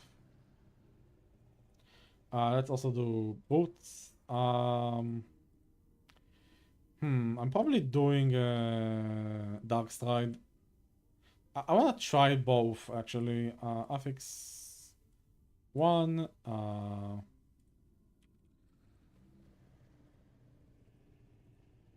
can probably do a 2 affix with movement speed and hybrid health on the Dark Strides. And then do 1 affix on the Army of Skin. And then what am I missing? Rings, right? Let's do... Oh yeah, gloves. Falcon Fists. Unique. Well, the Falcon Fists. Falcon Fists with 2 affixes. Attack speed. melee attacks, and you're gonna be crit.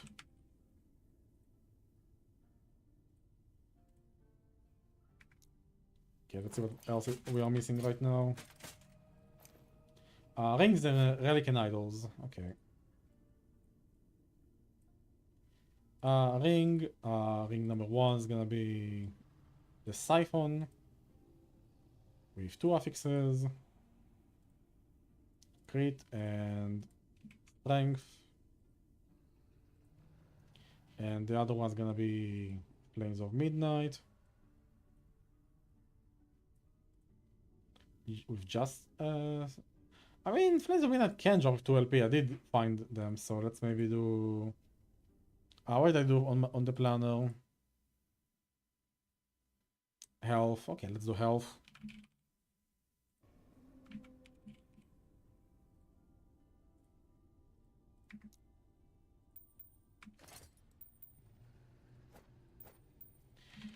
Okay, we still need to do. Okay, we are still missing a lot of things. We should also do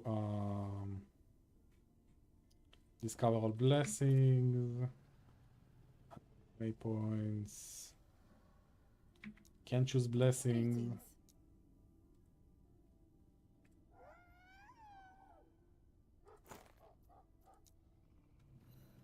Okay, perfect. Oh yeah. Okay, now it's actually working. Hold on. This never works, by the way. Is this like the low one? I think I should use this one instead. Huh, okay. Then we do all res. Really, 11. Then we do armor while channeling. Where is it? Is this the Age of Winter one? Yes, this is the Age of Winter. Armor while channeling.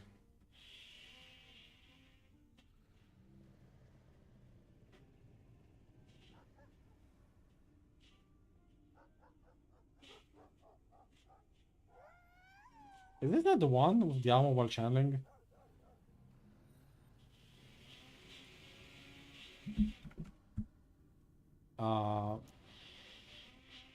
Yo, where is it? Am I missing something? Is this not the one I was using? Oh, so hello.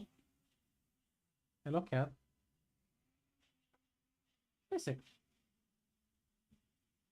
Hello, cat.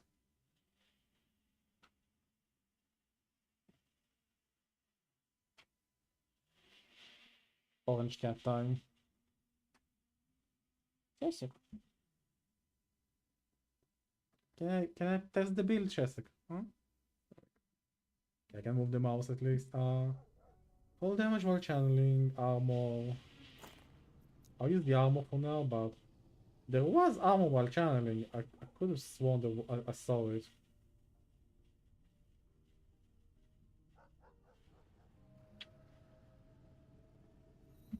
Okay, did I not find it? Spirits of Fire, that's why I'm not saying it. Yeah, Spirits of Fire, it's this one.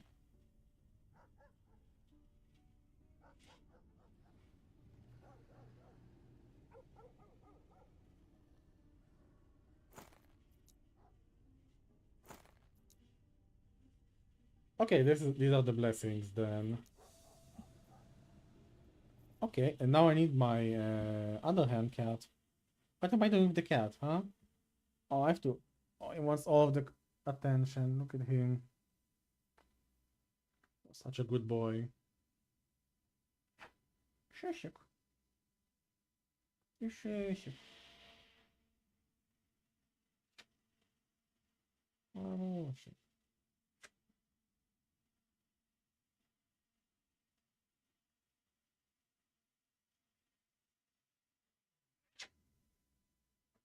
He's such a good boy, but I have to like put him over here. There we go. Okay, relic. Okay, force drop, relic.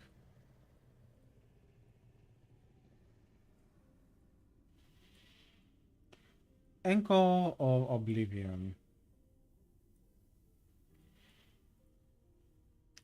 1 LP because these guys are such a pain to find. Hearthstone does not always drop them with LP, so I'm just gonna... I mean, we can always feed them to Nemesis, I guess.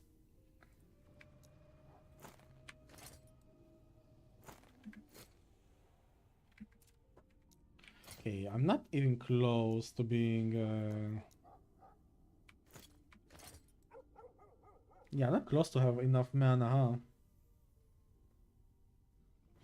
Mana? Mana. Tier 5 mana here. I cannot get any more mana otherwise, right? So... Yeah, so let's put Warpath. I'll put it here as well. Anomaly, symbols. Okay, so I'll put symbols here and... Devouring Orb. Okay, Warpath. It echoes. Devouring Orb. Anomaly. Symbols of Hope. Okay.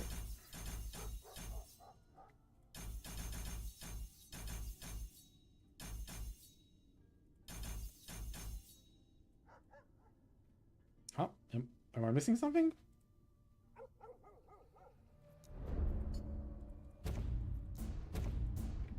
Really, I could not... Oh yeah, I'm missing... It's the two corruption levels, that's why. Okay, that makes sense, I guess, so... Yeah. Okay, we have to take these points, because otherwise this doesn't work with Warpath. 1 point, 1 point. Got this. 2 attack speed, got you.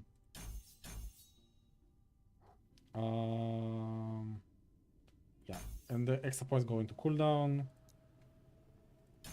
Got that, got this, all of this, all of this. 1, 2, 3, 4. Okay, some points here, some points here. I prefer the... Yeah, the... what's it called? The intervals to be lower. Got this, this.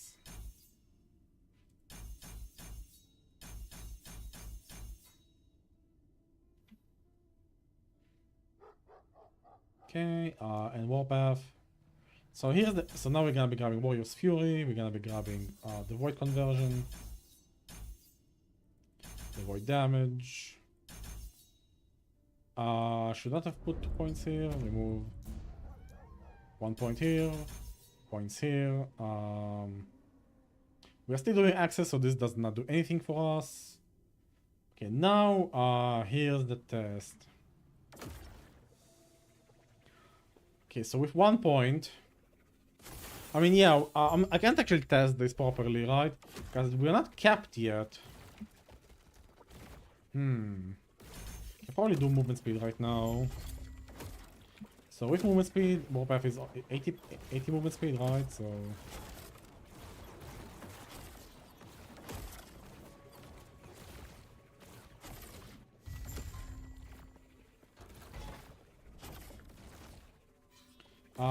we are not in empowered, are we? Yeah, this character is not done empowered yet, so we should be... we need to go for this fight once to unlock empowered. So again, I just do the no hands Warpath. With 1 point, this is how fast we scale.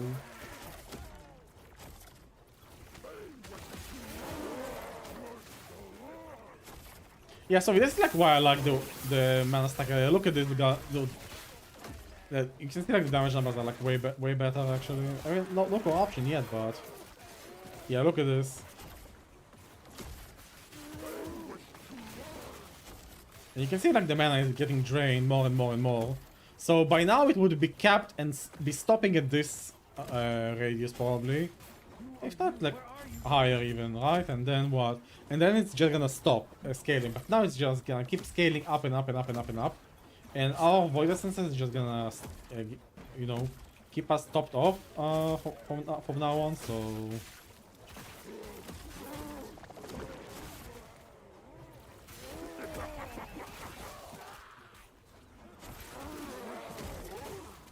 Yeah, so this is like the mana stacker version. I feel like this for the Omen windows is gonna be insane. So this is the same concept but with Klotos and the extra damage you get from the set items.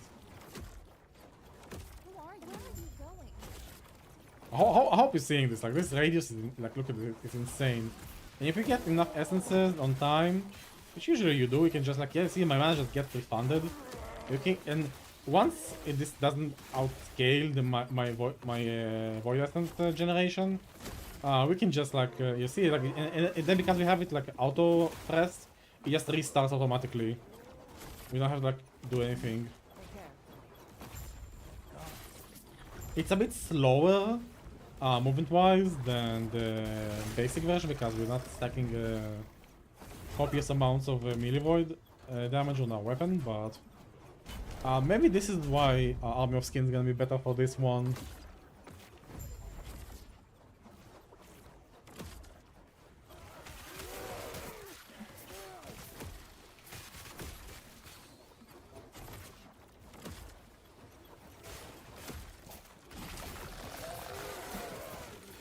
Yeah, and this is like the gameplay, like you just like no, not even holding like the mouse button or anything.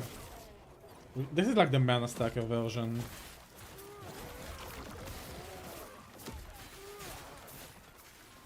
Like look how powerful this is. Again, no corruption yet, so I'm gonna like showcase it like in proper 1000 corruption once we kill Gaspar. Kind of annoying that we don't get access to empowers right away on alts. Should be easier though, but we still have to do like those annoying quest echoes.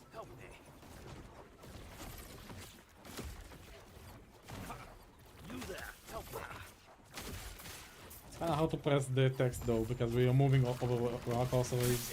Well, I should have probably just like moved with WASD instead.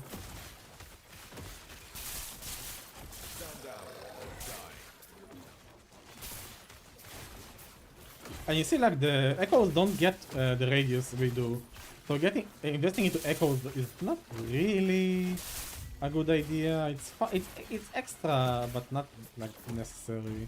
Honestly, I would maybe even consider removing these points and spending them on more HP, more strength, more other but there is a lot of attack speed here, so probably still good to grab that.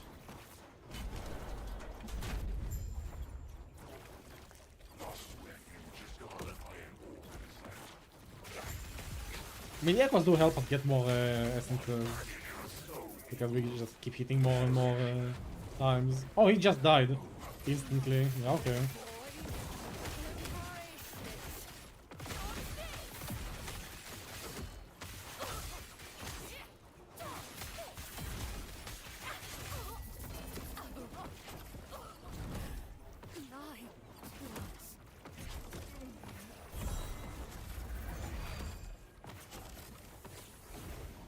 Okay, now we can actually... We can stop spinning now. Okay, now we can actually scale corruption, so I'm just gonna go over here. We're just gonna cheat our corruption in, so... Dragon is my favorite timeline, so we're just gonna be... Although we probably are gonna be farming Dark Sun, so yeah. Dragon, we need to like leave game and return because that's how like the mod works.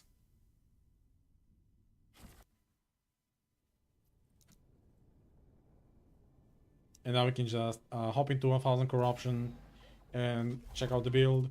So, because it takes us a long time to ramp up to the point where we can no longer scale it, we can just have a faster ramp up, but putting up 2 points here instead. Not gonna ramp up just faster, instead of just having a high. It still doesn't have a cap though, so you know. It's gonna like ramp up faster into like those can no longer sustain the levels, but it's fine.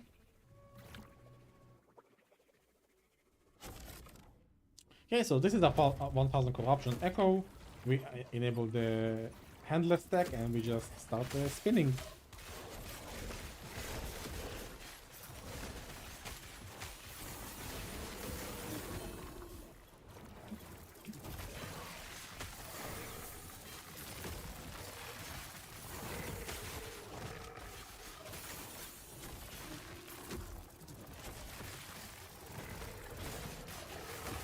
This is so this is like a Thorns level of cozy. Like this is crazy how good this is. Yeah, let's fight the dragon, why not? And the Harbinger as well.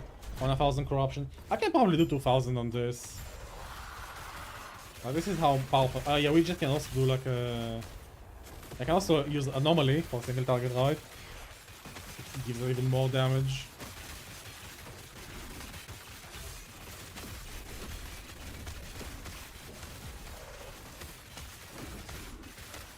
Yeah, we just like whenever we can no longer sustain, we can just like. Yeah, we look at our health regeneration during the fight as well.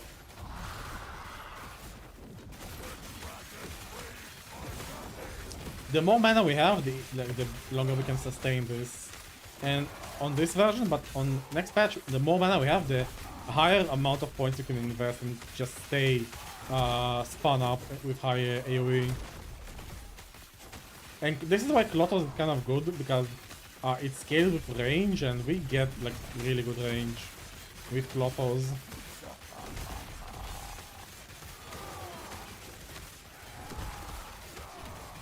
I should also bookmark this for myself.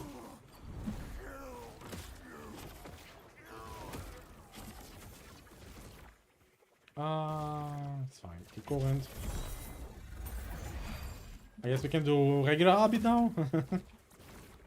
Let's do 2000 I'll do 2000 corruption a little bit later. Okay, let's do Abi. I also put a bookmark on the stream real quick. Bookmark this. Yeah, there we go. So we killed regular Abi really cozily on the non-mana stagger. So let's see how fast this fight goes now. And then I can start like thinking maybe we finish the planner and then I start filming the build guide. So you finally return to me, and with a Oh, I'll just do it off stream maybe. just prove yourself It's gonna be like worthy. quite long and I have to edit a lot of it. Face us yourself.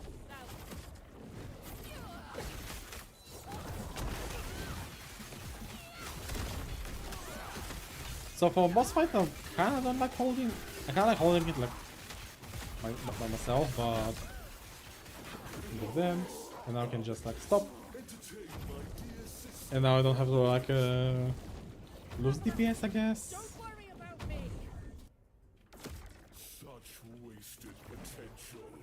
Orobis would have welcomed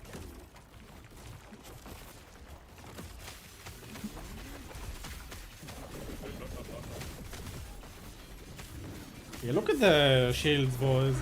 He's almost like completely phased. And now he's anomaly as well.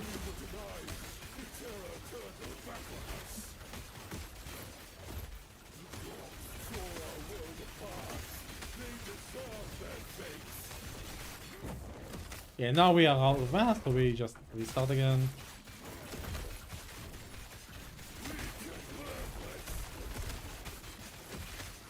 And the more echoes we have on top of him, the easier we get our void essences.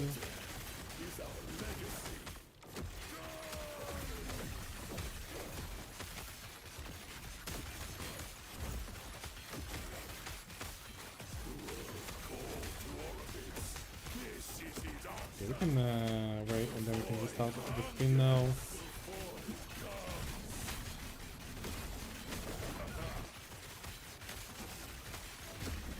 And that's it. That's regular Abi on this one. Oh shit, okay. What? What the hell was that? He stopped. What? What the hell? Lol. Okay. RIP items, by the way. What the hell was that? I need to weave the.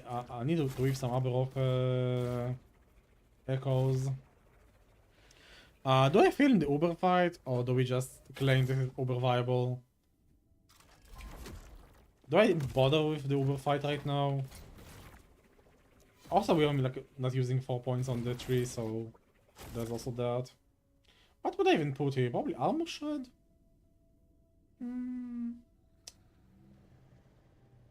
I guess area? I don't really need area, so we don't really need area.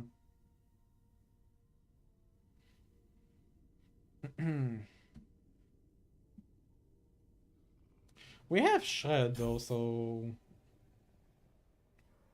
I mean obviously we're gonna be putting the points here, right? So there's that. I mean I could scale this harder, I guess. Although I feel like we could have more mana. Oh yeah, no idols by the way. No idols for regular Abby. Yeah. Okay, so that I think that's I don't need to do Uber right now. I mean that fight is just gonna be annoying. I think we should start planning the third version.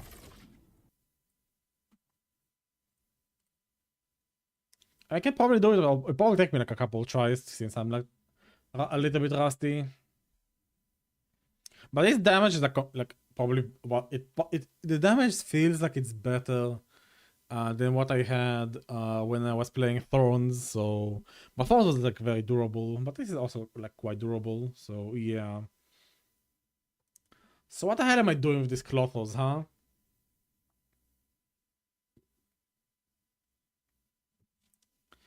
Here's the thing though, we cannot like have no, I think it's uber viable. I mean this is uber viable in my opinion. The damage is there, I feel like. I mean I could definitely have better probably like double tier 7 world splitter for current uber, but I mean we're missing like big idols right now, so take that with a grain of salt, right? So there's that.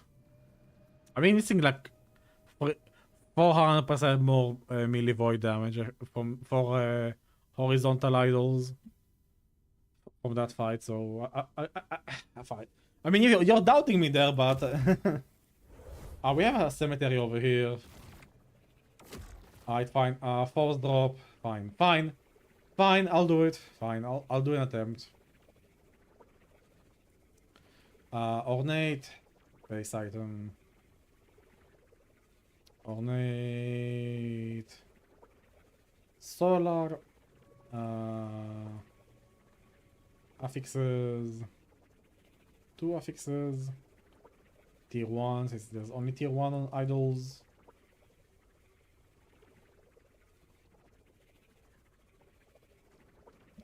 Okay, melee.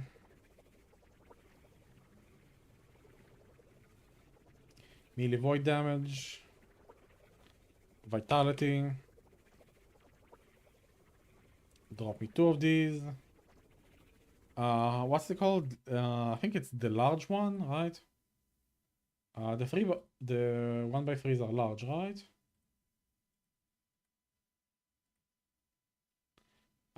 Grand. They're called Grand Idols. Grand Idol.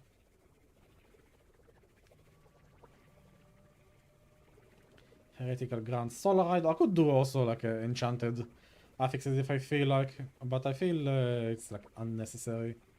Random affixes. Plu. Yeah, same ones. Vitality. Wait, you can't roll Vitality?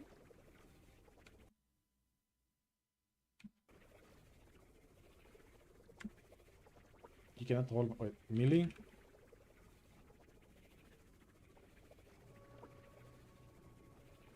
Melee Void? Melee Void affix to Vitality? Huh? Wait, can this not roll Vitality? Heretical Grand, you cannot roll Vitality on prefix. Not Void as well. What can you roll on the prefix then? Oh, there's like literally nothing, huh? For these heretical Grand Idols. I guess Warpath area? It's not necessary though, we don't need it.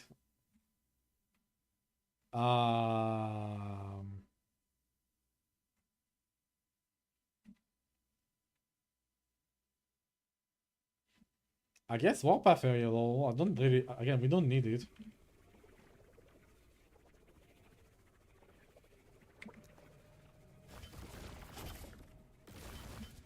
Okay, any resistance? Yeah, I'm missing like quite a lot of resists here. Okay, we want. Okay, not Grand Idols now. We want the other idols. Vacation Elite Pro, I'll be grinding Elite for 4 days. Yeah, let's go. Let's fucking go. I'm not taking vacation since Thursday is like literally last day of the week, work week. And I'm finishing work at 5 and the season starts at 6. So worst case scenario, I'll start like an hour late after like I go back home, eat something, you know, shower and stuff, and then I'll like start like an hour later than everybody. I'm playing COF and I'm not trying for the ladder, so I don't really care. And then I have like Thursday, Friday, and Saturday as days off, like just innately. And I feel like I don't need to take Sunday as a day off as well, because 3 days is probably enough. And again, it's probably gonna be like a 6-month season again. Hopefully less, but we have time, so there's like no need to rush this. So just gonna take it slowly, you know, have a good time. Idol Vitality, and I guess Poison Resist. Freeze Resist, if anything, Freeze Resist. I got Physical Resistance. Right, Vitality. Drop 2 of these. Actually, I'm way overcapped, hold on. This is fine, we are capped now. We need elemental resistance ones, huh? Cold and lightning and some necrotic, huh? Necrotic and poison. Is my nihilist badly rolled, or what's going on here? It's mediocrely rolled. This could be higher, I guess.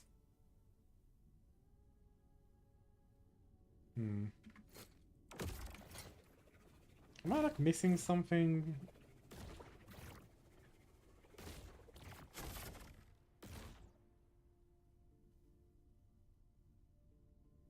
No, I don't think I am. Elemental resistance from here? Yeah, only fire resistance, huh? There's some elemental resistance for this guy, but not very worth the points. Yeah, I guess we just go for the small idol, small Agonian idol with Weevil.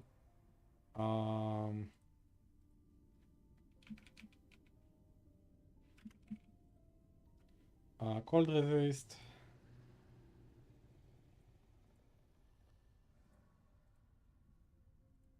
And mana.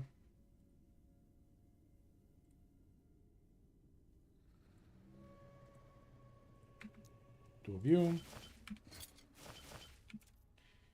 Okay, that should be almost cold resist capped. Necrotic needs to be capped as well. I think Necrotic is the other idol, so where's the other small idol? Small idol, base item. Small Weaver. 2 affixes. There's penetration that we can grab on this guy. White penetration, and we can also grab necrotic resistance.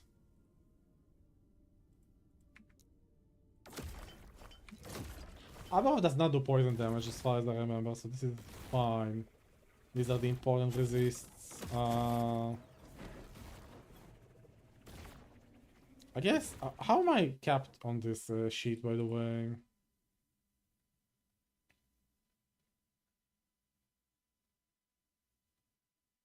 Yeah, how am I capped? תגיד, בעדכון שאיזה ביד לקחת? מה אתה אוהב? ואהלן. I feel like I'm missing something, except for like the for 4% here. I feel like I'm missing resist from somewhere. Actually, if you have Shadow Walls, you don't need the immune to slow corruption on the boots. Yeah, this is like mainly when you play with Anchor. Anchor is gonna be like when you play this corruption. I feel like I'm missing resists from some piece of gear. And I'm just like not realizing it yet.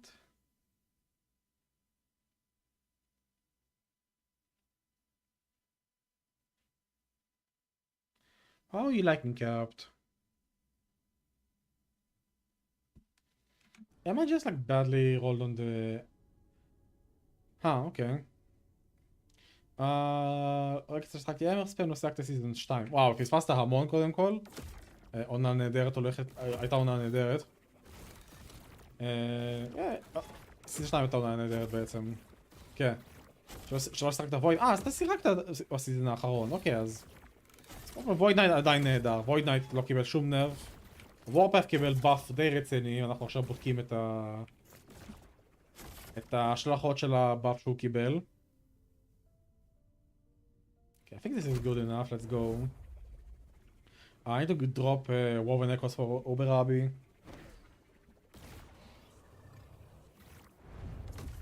Okay, and let's go handless.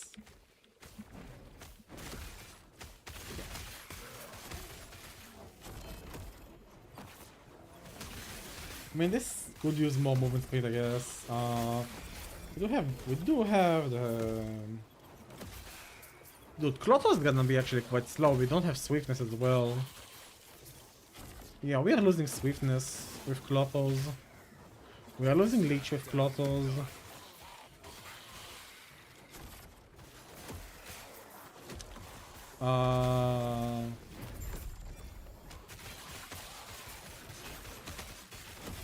I don't know if Klotos is actually worth it. There's a lot of cost to playing Klotos right now.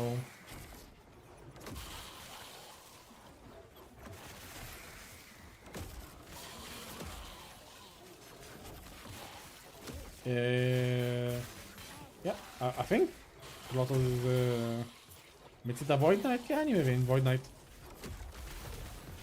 יש לו די את אותו טעם, לא משנה מה אתה משחק עליו. רוג הולך להיות טוב. Rare with tier 8. Yeah, actually the ring can be tier 8. What tier 8 can slap on the ring? Yeah, I need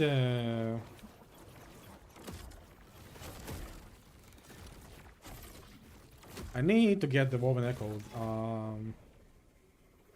Drop item, Woven Echo. Let's see. Threshold of Eternity it's called, right? Yeah, there it is.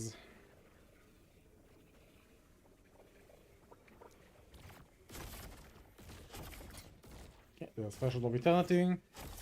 Hammer Spam זה כיף. אם אתה אוהב את ההמר ספאם, בלייד סטורם, שוריקן, הולך להיות ממש טוב.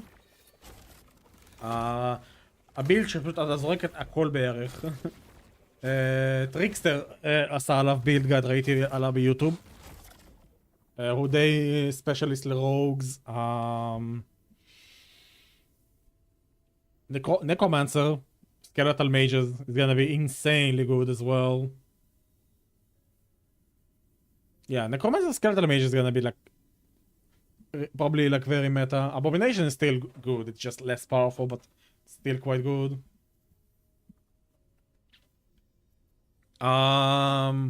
Maybe Marksman? I don't want to recommend Marksman. Marksman is kind of... The buff was not like too big.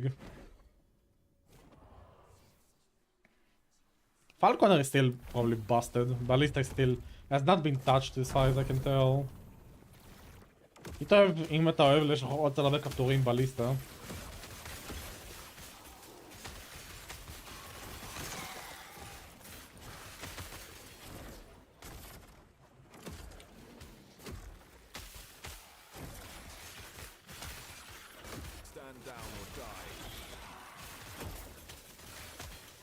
Yeah, Ballista is like very click heavy, you have to press a lot of buttons to play that build correctly.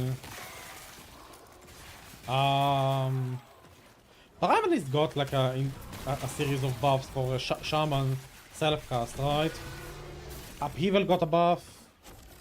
Maybe Upheaval Earthquake could be a thing. Although Earthquake did get nerfed.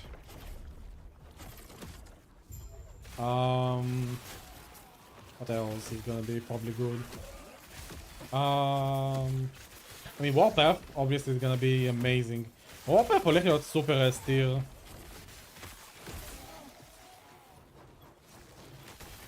אתה פשוט תוכל להיות ככה, עם הרדיוס הזה באופן קבוע מעכשיו. כי הם שמו גבול לכמה זה יכול לגדול וכמה מנה זה יכול לאכול. אז אנחנו פשוט יכולים להישאר עם רדיוס גדול כל הזמן. זה כאילו נרף, אבל זה לא באמת נרף, זה באף. What else is good nowadays? Oh yeah, Necrom again, Skeletal Amazed, but with Hungering Souls, Death Knights is also gonna be quite good, I think. Rip Blood Warlock I have is gonna be good. Always been good apparently. It did not get nerfed, did not get touched, still quite powerful.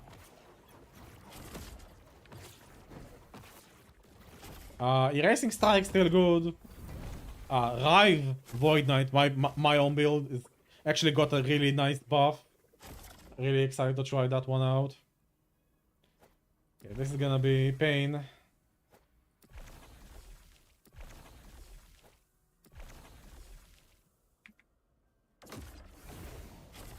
Okay, am I ready for it? I think I'm ready for it. Okay, so like I said, when you want to play against Uber Abi, you kind of want to swap points around just for like quality of life. At least on this build, I think it's gonna be quite nice. We don't really need. Let's see. Especially mastery points. Yeah, we can like take out some points and put them into Patient Doom, so we can just take out a little bit of mana, I think. And probably. Yeah, that's probably enough. With less damage. Yeah, we also have that. As less void damage taken, we also have this. Less void damage over time taken, so that's 44%. I don't know if it's like additive or multiplicative with each other, but that's actually a lot of less void damage taken. So yeah, let's try Uber Abi. Might as well for the video. Bookmark it so I know where to look. Soup! Hello Junior, how are you doing? Man, I could go for some soup right now actually.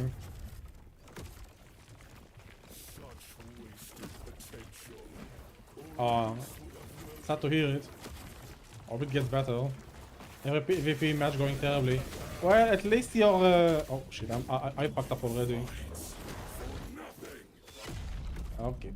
And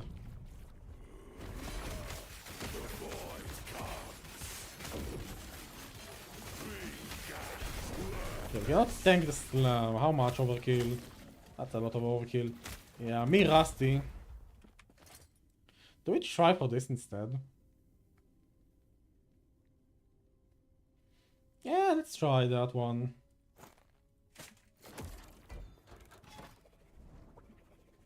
I mean, at least you don't have PvP server in real life, man.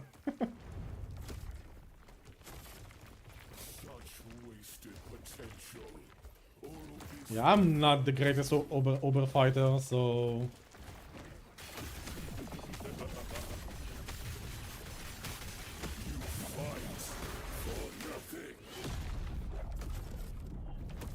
Okay, so we are a little bit slow, so I have to be careful of that.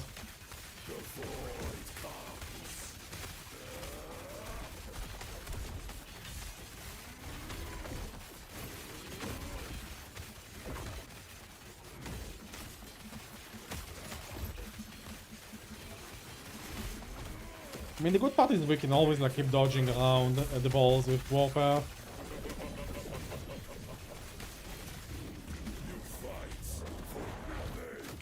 Oh, I did not see that. That's not fair. I actually got him through the first ward phase. Good pace on the damage. I think, yeah, this is definitely uber viable. I just need to stop playing. I just need to stop playing like a dumb guy. Like, holy shit. Yeah, I will kill him like a couple times on Thorns. So, yeah, I still need to get better at this. 100% my skill issue.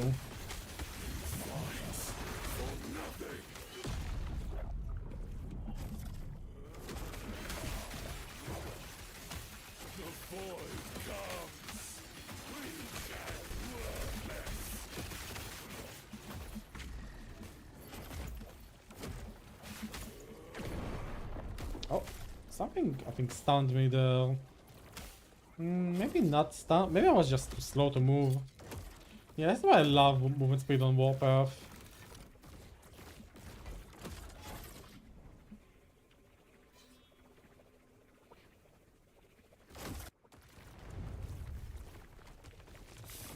Wasted potential.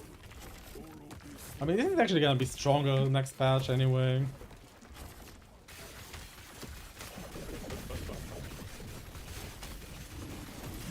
fight for nothing.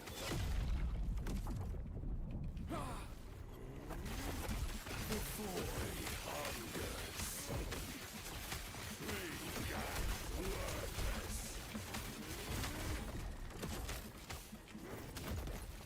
Oh shit.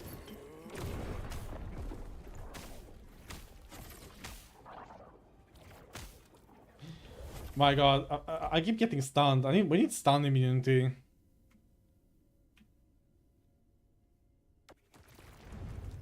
Or, you know, just don't get hit, I guess, lol. Potential. Yeah, this Nihilith would be way better. The implicit. But you said, like, the lasers don't really touch us. That's really good. We can kinda ignore the lasers, actually. I don't need to be scared of the laser. I need to be scared of his hit.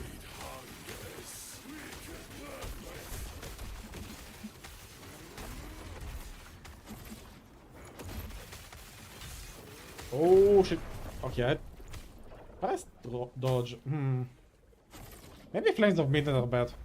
I guess it's stun channeling, I don't know. I wasn't channeling there actually before. Can you not get stunned while you're channeling? I don't know. The 3 points are on purpose, by the way. It's to see whether we would have 5 out of 5. וואי, Harvest Flame נהדר, אני שחקתי במאנה פליי.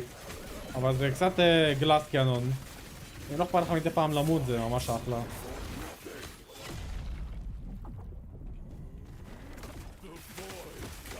I have good DR though, 72% armor mitigation. I think it's my resist, honestly.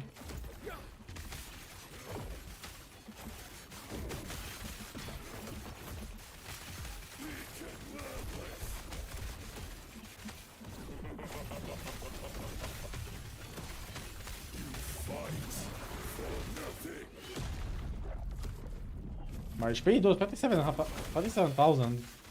My HP is fine.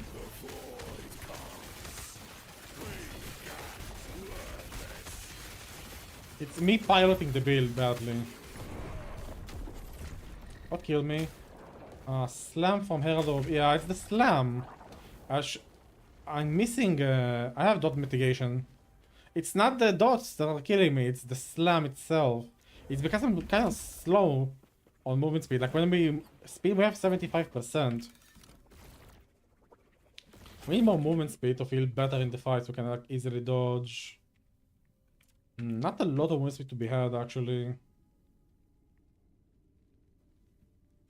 I have endurance though.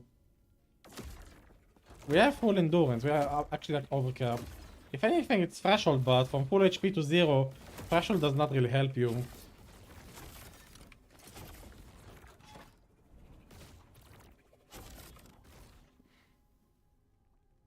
Nah, it's me piloting badly, honestly.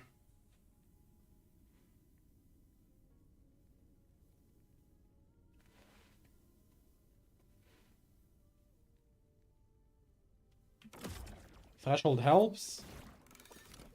Where would I put it though?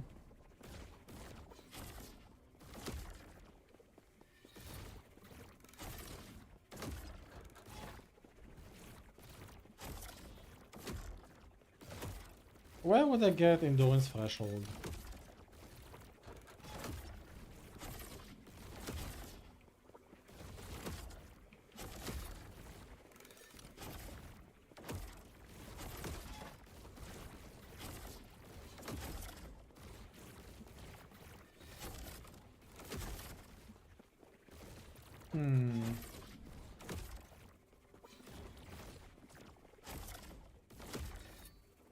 I think Encore is killing me.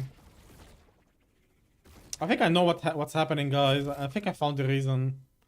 When your hit lives below your endurance threshold, you are slowed and release a powerful wave of void. The slow is killing me.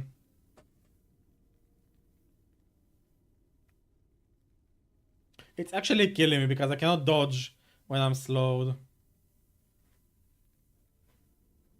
I think I found the reason.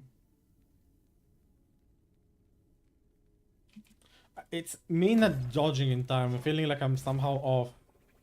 Yeah, I see what you mean by not being a fan of the relic.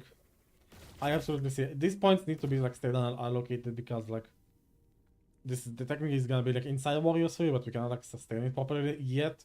I mean, not yet, just like in this patch. We need next patch for the points. What I want to use instead though? I mean, there is the second option, where we just lose the endurance. Right, we just stay at 40% endurance instead of 60. Right, and then we just grab the mana relic instead. I guess the Weaver Sentinel relic is an option, but I don't want to use it because I feel like it's way too RNG to make it into a good item. Kind of why I don't want to really. I don't really want to use that one. Like, getting a really good, getting the 7 mana roll on the primalist, sorry, on the Sentinel Woven relic is gonna be kind of a pain for people. So trying to avoid that.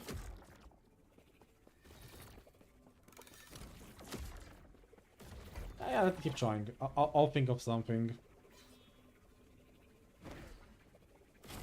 There's also another thing that's kind of fucking me here is the spirit step. It's kind of slow. Because you're like staying in place and then you're like teleporting. We can extend the laser fine, like you see. The damage time is not the issue.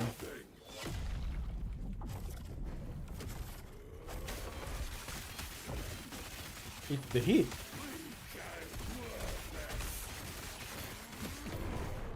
This was on me, I should have moved away. That was 100% on my fault. Should have moved away, did not move away.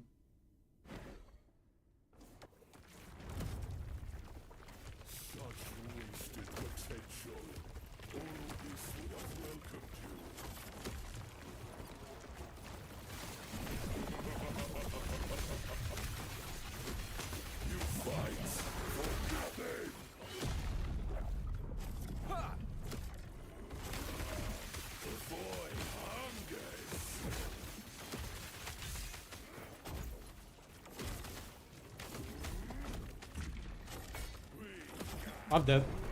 He's too far away, I cannot dodge. It was like taking forever to do the pizza attack. It's not like it just be annoying and not use the pizza attack immediately. And it's not, I mean, it's off cooldown. If it's done off screen, that is it's off cooldown, you're pretty much dead. Couldn't like even approach him.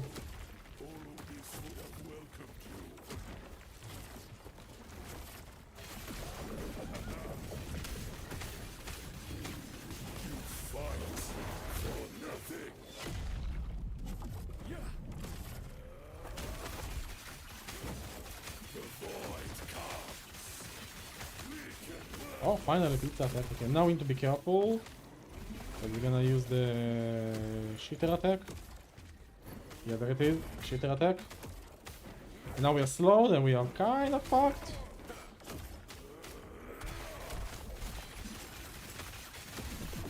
Okay, we're fine.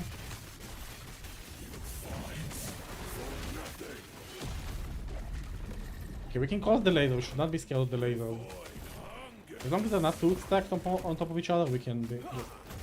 Oh my god, yeah. I need to not press space. Oh, okay, yeah. I need to like notice when he's like charging up that fucking breath attack, but no. I feel like damage. There's not damage is fine. It's just me piloting this badly. I mean, having a better relic would help. Such wasted potential. All of this would have welcomed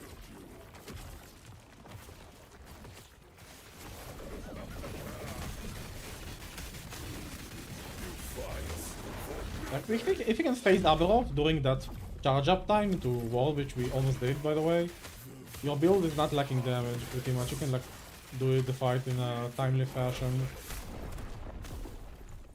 I feel like I was outside there. Alright, we are back.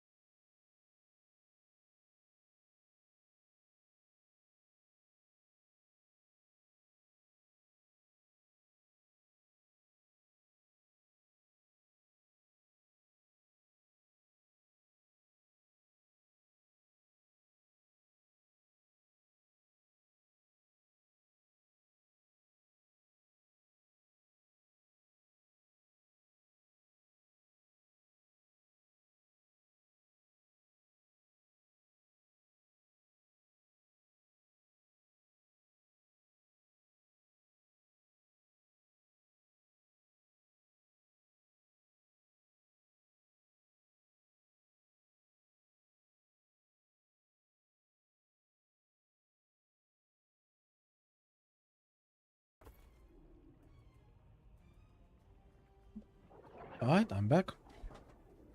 Okay, let's do one more attempt. Cause I need to like get to the third build variation, and hopefully I can have everything edited and posted tomorrow, because we don't have much time until the season starts. I want to post that guide, and I need to update the Rive Void Knight guide.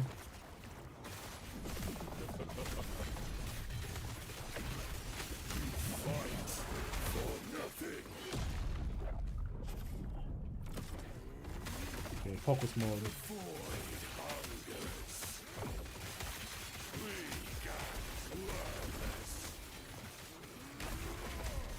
Those hits are really wrecking me. What? Okay, look at my corpse. Maybe the slam has like a bigger radius. I should maybe keep, after he does pizza attack, I should maybe keep a little bit of distance away from him. So he doesn't like slam me when he pops off that like damage over time ground. I should probably try to lure him to the edge of the arena after he pizzas. So I can actually put it in not a very problematic position. Oh, bad start, we barely did any damage.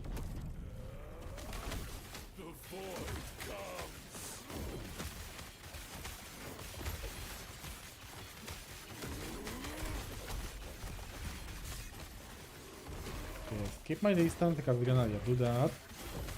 Not the greatest of spot for that.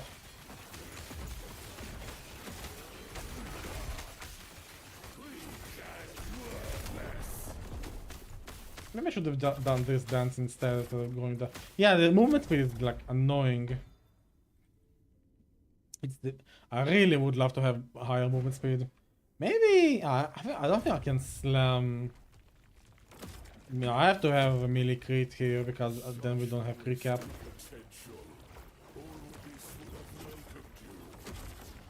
Okay, keep winding up. Maybe 3 points into Warpath actually. Because look at the mana, like I'm sustaining quite nicely.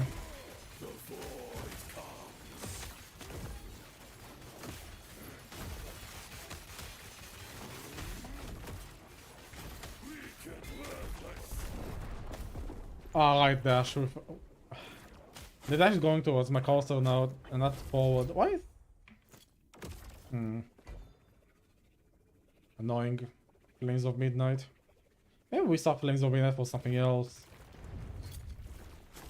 Maybe Crab Ring, I don't know. Crab Ring is also not bad. Actually, hold on.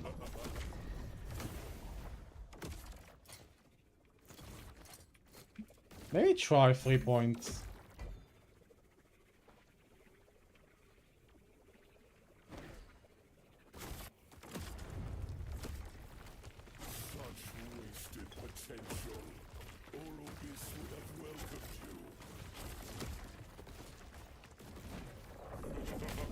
Should have channeled it actually earlier.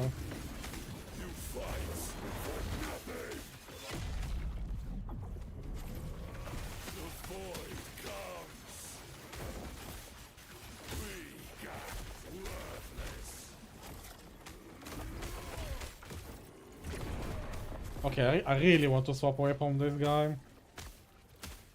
I don't like Spirit Step.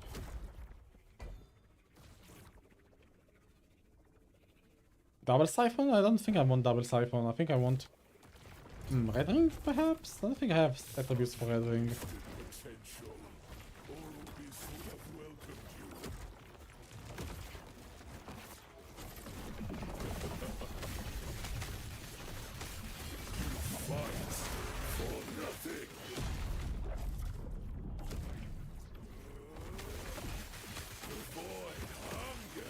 Yeah, we get range faster, like with 3 points. This is definitely the way.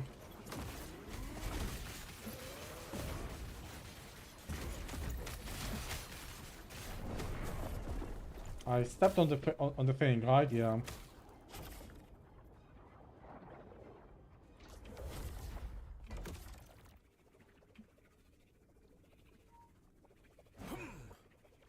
Okay, one last time and then we go back to planning.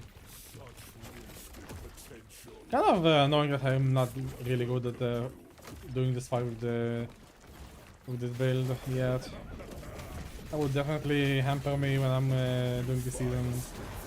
I'll get better though. We'll also have like much more power available to us. Again, having permanent range on this is gonna make this fight much better. Hey, thank you for the follow. I'm dead.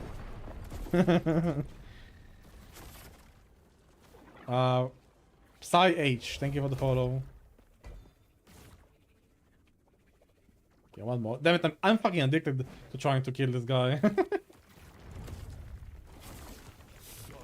wasted potential. Orbis would have welcomed you.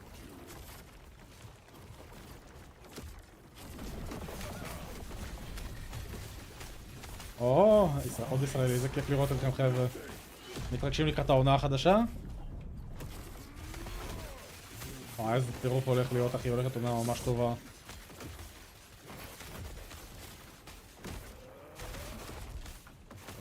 Come on. Pizza attack. Ah, yeah, we dodged it. Yeah. And we dodged this. Haha!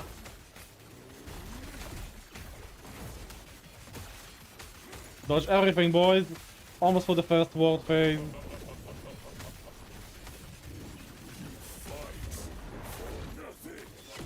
Okay, reset. Start chanting again.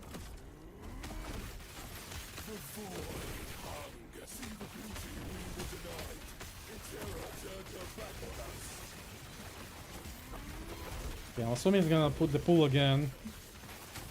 Pizza attack, we're behind him. Get away, he's gonna put the pull again. Oh, he's gonna Saki attack. Stand behind him. Harbinger is here. Harbinger is almost dead. Behind. Harbinger is dead. It's okay. Black Ball can stay there. Yeah, there's the pull attack. Perfect. Now we don't have to be too scared. Okay, so chat, I'm not looking. We might actually get them this time. Who knows? Not the greatest of positions. Okay, I'm dead. Ah, okay. This is definitely possible, though. This is 100% possible, and this is good enough for me for now. Alright, back to planning the build. Okay, so Klotos. So Klotos, the thing with Klotos, like every meter up to 5 meters is gonna be extra multiplier, so that's a 120% multiplier. וואי, נקרומנס הולך להיות פגז. הוא קיבל באפים משמעותיים, סקלטל מייג'ס הולכים להיות פצצה, אבומיניישן גם סקיל טוב, הגולמס קיבלו באף גם, נקרומנס הולך להיות טוב העונה הזאתי. פחות או יותר כל סקיל שתבחר לשחק איתו כנראה ירגיש לך טוב. בחירה ממש טובה. כן, סקלטון מייג' קיבלו באף מאוד רציני. מאנה סטאקר סקלטון מייג' הולך להיות פגז, באמת חזק מאוד. הוב, אבומיניישן, אולי וולטייל זומביז, אנחנו עוד לא יודעים עד כמה סינרגיה תעבוד, אבל יש שם גם פוטנציאל לא רע. So since we are like doing a light mana stacker on this variation, this is also grabbing mana. So this one I cannot actually test properly because because we don't have like the relic yet. We don't have this Weaver set. So we can do like interesting. So we can seal this as tier 1. Right? And we can... I mean, we could get higher tier, I guess, or something. Damage over time, armor applies to damage over time is not bad. Per 10 total attributes, which is... Yeah, it's actually not a bad one to fish for. That's actually not the bad. Actually, yeah, maybe. Maybe not seal this.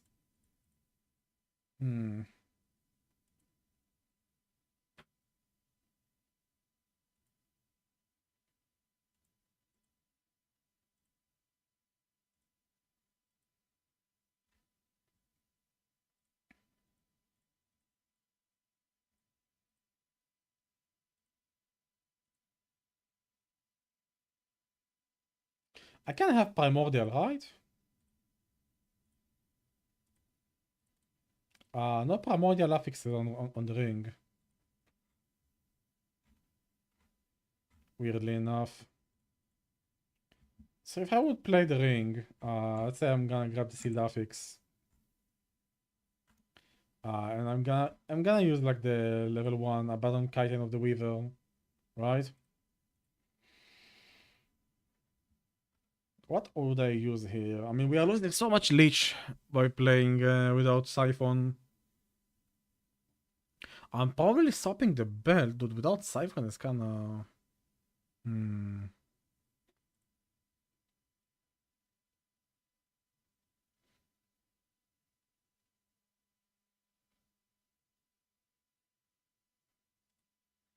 What sets can I throw on this guy?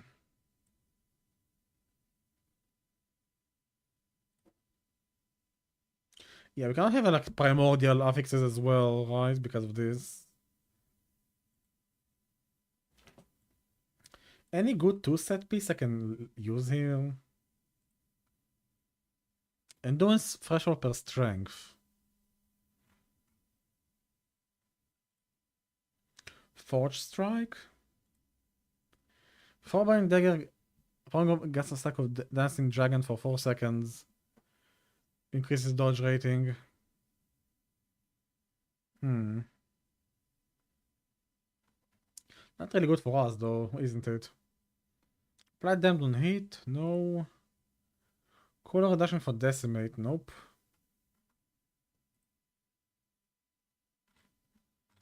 Huh, none of these guys are gonna be good, huh? Probably last bears, if anything.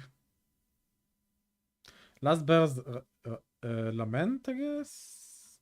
The 30 strength is looking kind of interesting. Helmet, body armor, gloves.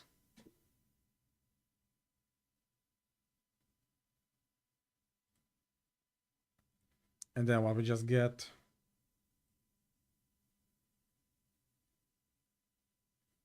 I guess we get tier 5. Vitality.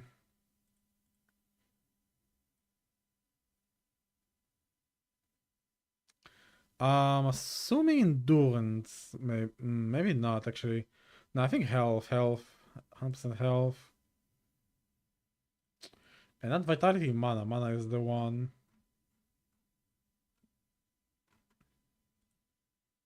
Mana is required here, and I mean, this kind of works with my. No, helmet is gonna be capping me anyway. I don't need that one. I think life and percent life. Yeah, I think life percent life.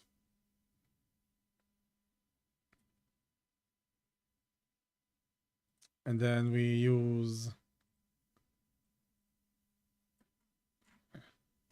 Where is it? Chitin of the Weaver.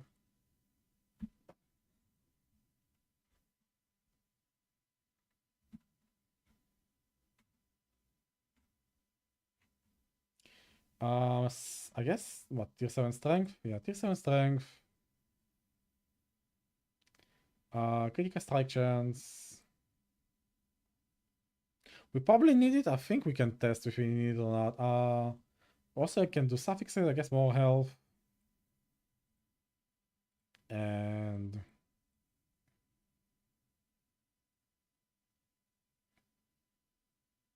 I guess elemental resistances, we could not cap them right now, so elemental resistances. So now we don't have doom sources. And we don't have leech. So if I'm gonna be making this tree here, this passive tree. 5.555 for the symbols. Okay, now we're obviously grabbing 10 pointer here. So yeah, how are we? Probably grabbing the point, probably grabbing this. Yeah, this is pretty much like a Siphon of Anguish right here. Are we getting an increased leech rate for 20? Yeah, 5 pointer here, I guess. And I guess 5 pointer here, 5 pointer here. We always grab this 5 pointer. We're gonna grab 3 pointer here.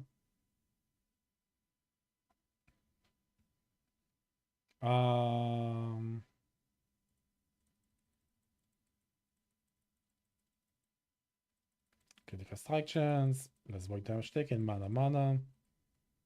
Maybe we don't take this at all because I'm a little bit point even inefficient, and I can maybe grab this 5 pointer instead. Maybe that's what I should do in my current setup. No future mind, grab more health.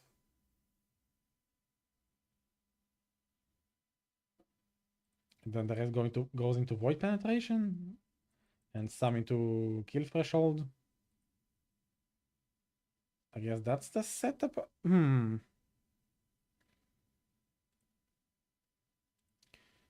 Okay, so we do have Leech, so we can still use Titan Heart now. Any Weaver item maybe I would want here instead, huh? I don't think we have a Weaver body armor, do we? Yeah, I don't really have a Weaver body armor, which is kind of weird when you think about it. Yeah, I guess Titan Heart still best in slot.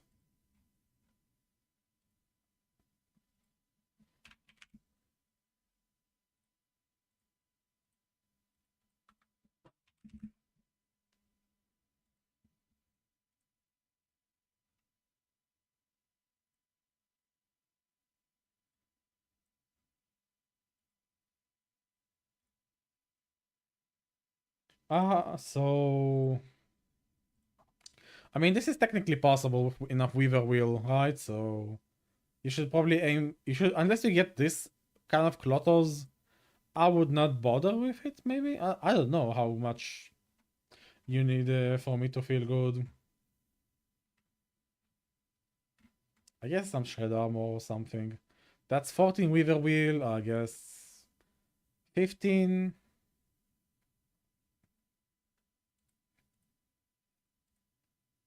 I mean, yeah, that's gonna be a lot of Shred Armor.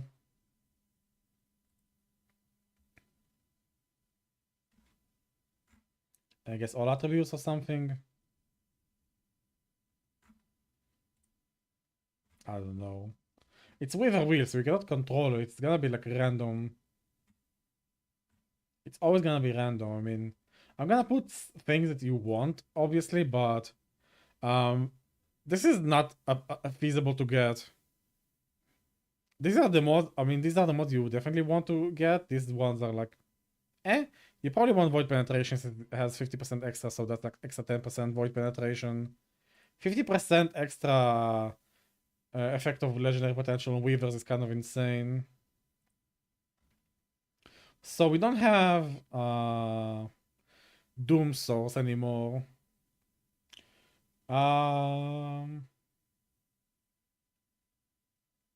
We could do Communion.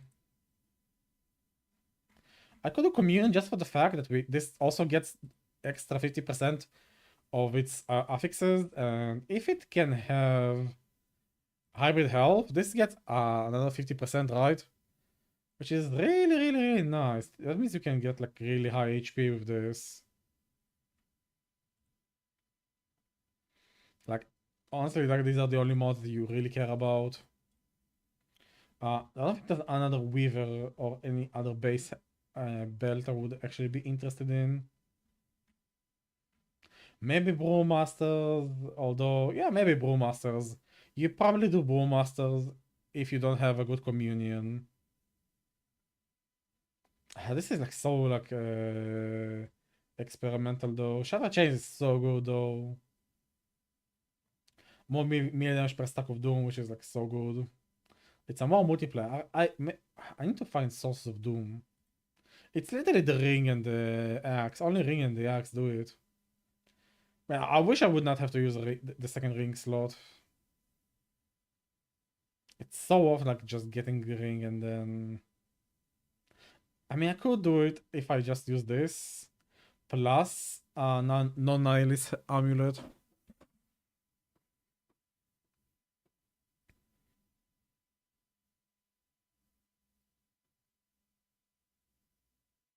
What if we don't use nihilist?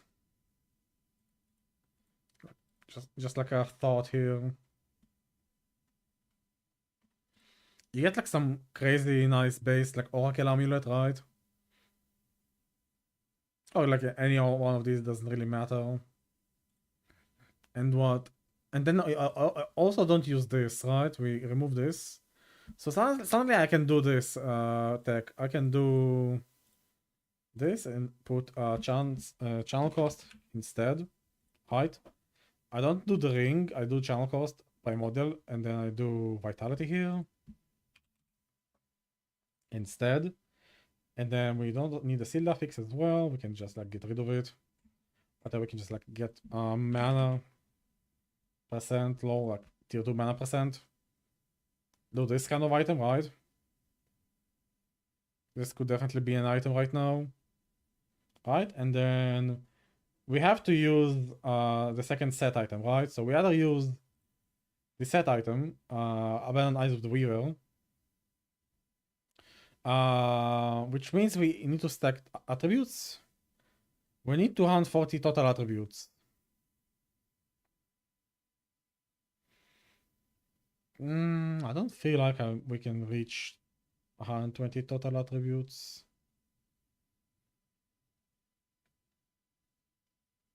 I mean,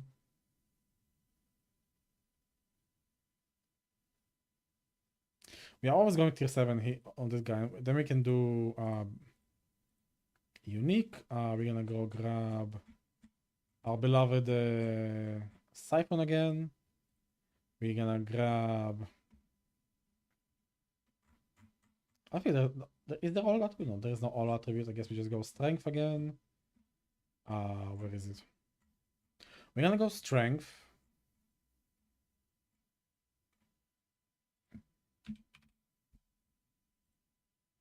Yeah, tier 7 strength.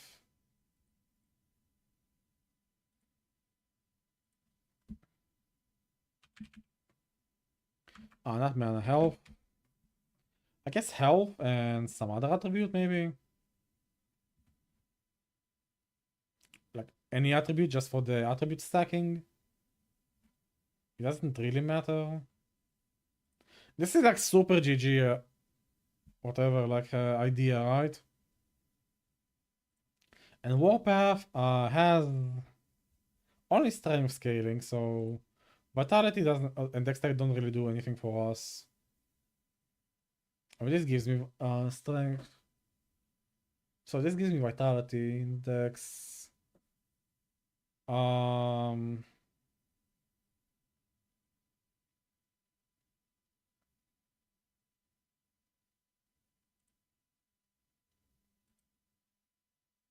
Yeah, I'm feeling like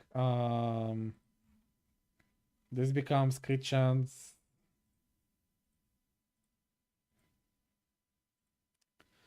This becomes Shadow Chains.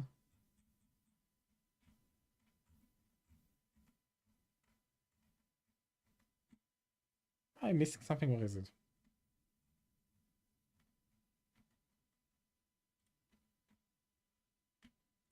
There it is. So we're back to this nice setup here. Obviously, I wish I could copy my red idol setup from the other character. Yeah, character planner. So you do Klotos, you do this, and then we don't use the unique, we don't use a set item, we just use some sort of base amulet. Maybe astrology. Probably not. I mean, this guy here, or probably like what? But the base doesn't really matter, I guess. You do crit multiplier. You do, I guess, critical strikes, health.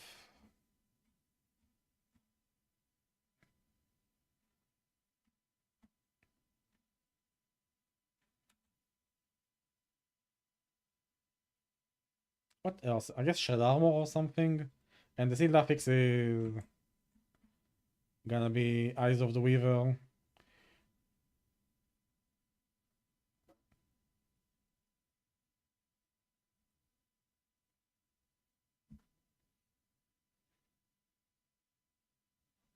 I feel like we have way too many exalts for this to be any good.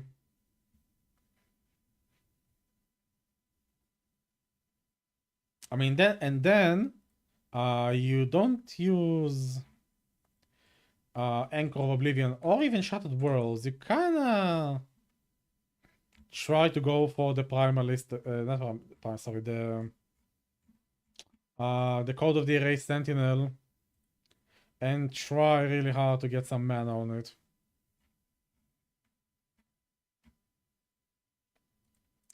Like mana plus void damage. Like I think like this is like how we are stacking the thing. We are like trying to really utilize like the legendary affixes.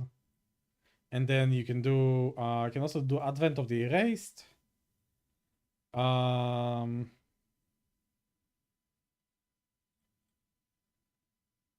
no, maybe. I wonder if Darkseid get barred by the set effect. So if the affixes have increased effect, does that mean Darkseid has more movement speed? Because that's like what I'm wondering right now. Right, like movement speed and hybrid health. And you corrupt them for the slow immunity.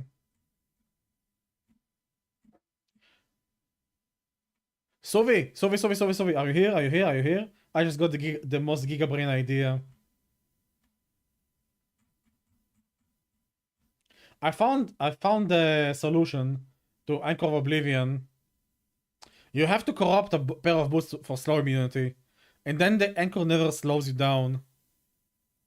That's the answer for the mana stacker. You will find like so many of these anyway, right? And 2LP is like very common for these as well. Like 1% is like fine. Even 1LP movement speed boots is fine for our purposes here. And you corrupt them for slow immunity. Again, we don't know how often this happens, but if you're immune to slow, Anchor never slows us, right? So again, 50% extra. So that's 15% movement speed. 15% movement speed from this is gonna be what?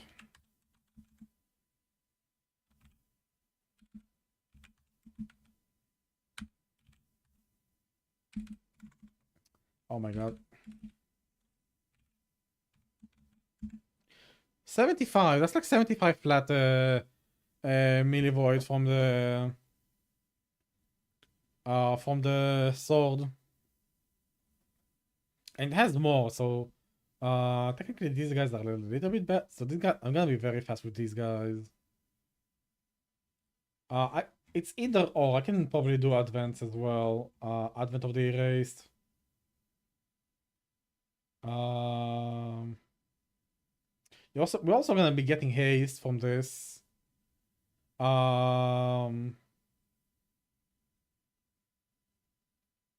Again, getting healthy is gonna be kind of unreasonable, so even getting this is gonna be quite good. 45%, 51%, 61%. Yeah, that's kind of a lot of movement speed, isn't it? Or am I like imagining or what? This does not actually work, huh? Doesn't it?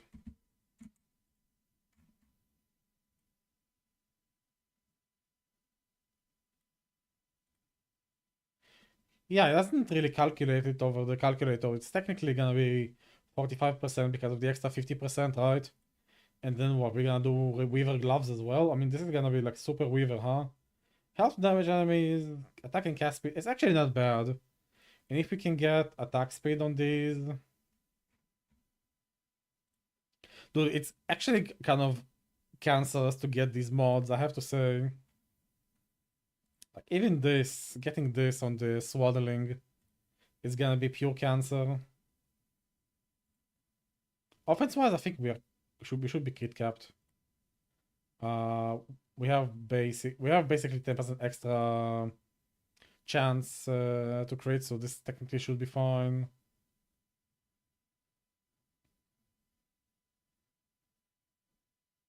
Dude, farming these items just for the testing purposes, wow, that's gonna be insane. I should add this to my builds.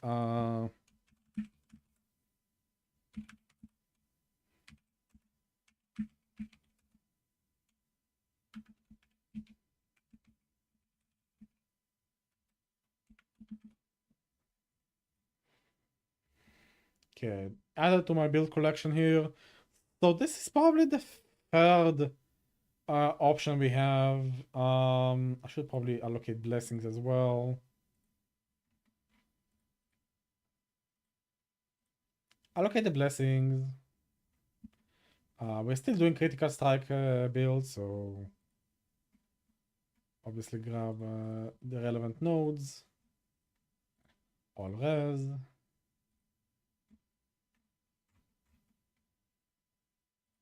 Mana.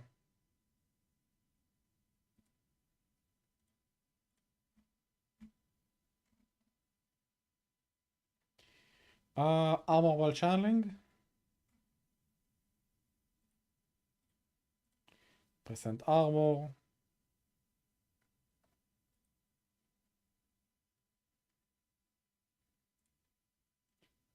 So we are okay. So obviously full point in this, full points on this.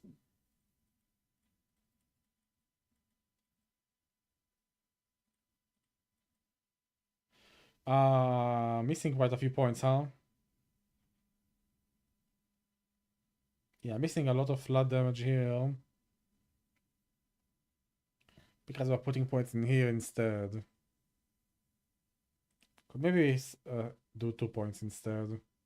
And these are like unchanging. These are always like the same.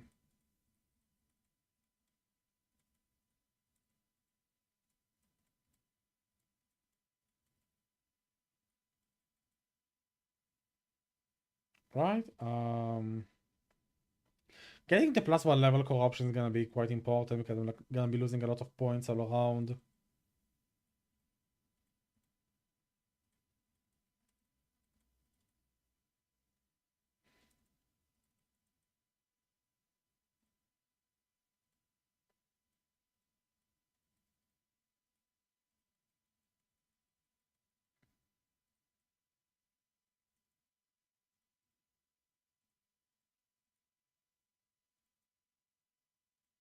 Okay, grab this.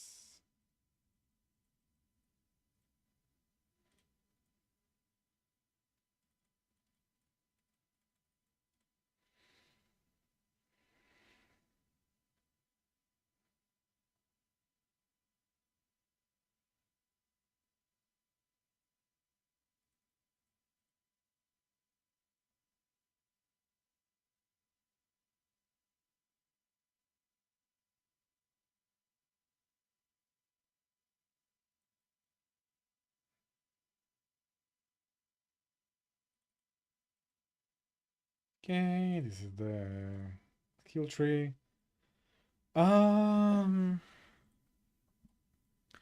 So you definitely need to go for the Weaver wheel here and here. This is gonna be like the biggest. This is like they're gonna be rushing over here like immediately and grabbing this for Weaver wheel items. For Clotos, we're gonna be doing Lost Wood Follies to farm Cloto. I mean, they did say that Tombs of the Erased are gonna be much better this season, better rewards. So maybe farming temples is not gonna be a waste of time now. Maybe it's gonna be nice. I can always do prophecies for Weaver Wheel items. Actually, it's not even like for that. We can just like do regular. I mean, all of these uniques just drop from regular unique item prophecies, right? So if I go for gloves, I can just roll swaddlings with that prophecy. I don't know if this rare enemies in your chance. Okay, so rare enemies in your echoes have chance to drop a Weaver Wheel item. Weaver Wheel value in unique items found in your echoes have a chance to be rolled twice and keep at a higher value.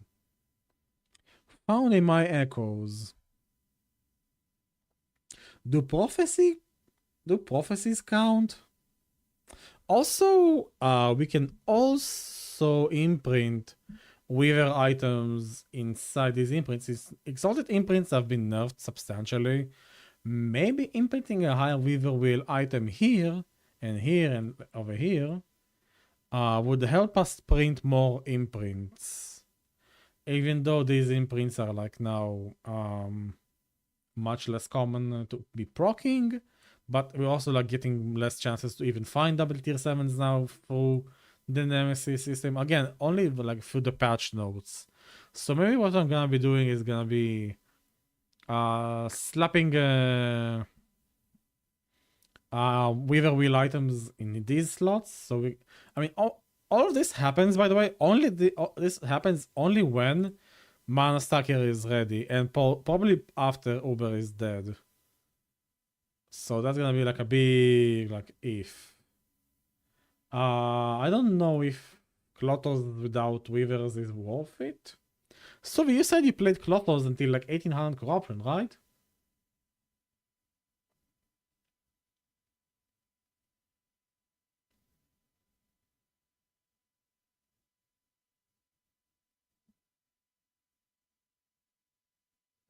I mean, this is 116 base melee with 120 extra. I mean, the nerf to Klotos was like the critical multiplier being capped, right? So it's like up to 120. Yeah, 110 multiplier from the weapon. So it's 110 multiplier from the weapon when it's at maximum range. Compared to what? Compared to this guy. Which has critical multiplier per 10 max mana, which in this instance is gonna be like, I mean, we did not have 1600 mana, right? So I'm losing a lot of I've lost a lot of mana from not having these corruptions, obviously, right? So let's say 1000 mana. 1000 mana is 100% crit multiplier from this axe. Right? So 1000 mana is 100% multiplier. So at 1000%, at 1000 mana, Klotos still has more multiplier. I would need to have. Okay, so I mean, I would need to have 1200 mana to break it. Sorry, I have to have 1100 mana to break even with Klotos without any range, without any range limitation. But that's not taking into account that we don't need to slam crit on the Klotos. I slam damage, I slam attack. I mean, I slam. We try to fish for damage and attack speed, which then gets increased by 50% chance. No, Klotos is definitely way more damage. This is like not even up to for debate. This is like, yeah, and the area per melee, increased area for melee area skills per 1 mana cost does not affect it because we are channeling, so this does not get implemented. The nice thing about World Splitter, we are getting 52% increased mana from the axe itself. Which helps quite a lot. We don't reach a lot of mana here, and without, I feel like 1000 mana is kind of warranted.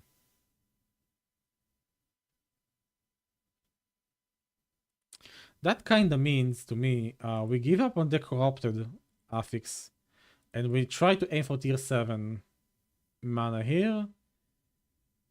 And we should not. Oh, this is a mistake, by the way. This is not critical multiplier. This should have been mana. My bad. Okay, much closer to 1000 now. Any other mana sources? This is a mana source. This should have been tier 7 mana. I mean, again, I don't know if we can even fish for double tier 7s. Let's also save. Okay, maybe with 800 mana.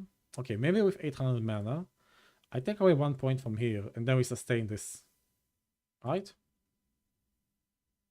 We did lose like 1 point anyway from like taking out the corruption, right? So there we go.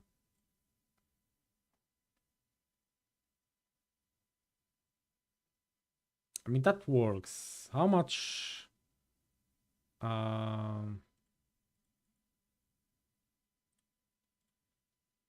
Okay, too many points. So you're losing 1, you're losing 1, you're losing 1 here. And you are losing 1 here. Okay, so now we are like fine with points.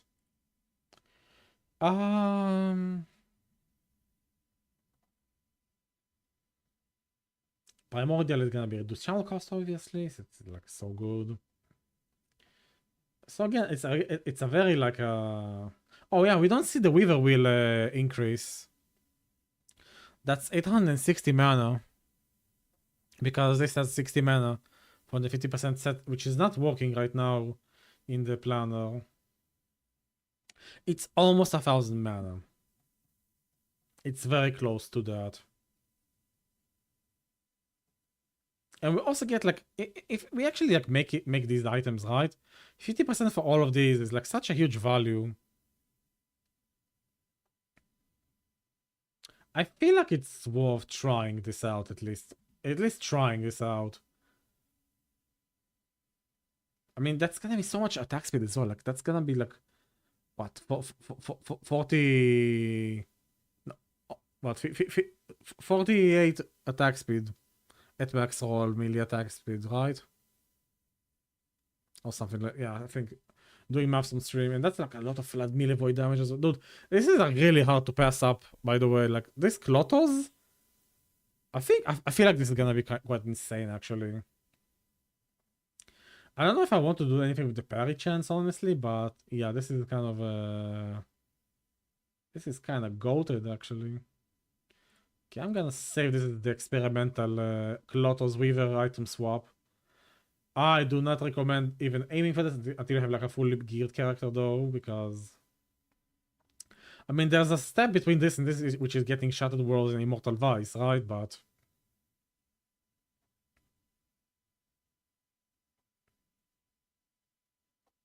I mean Weaver Wheel items are kinda nice. Kinda hard to pass up on them. What about the ring? Is the ring any good?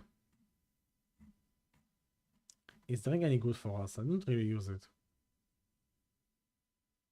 Nah, it's not really useful for us.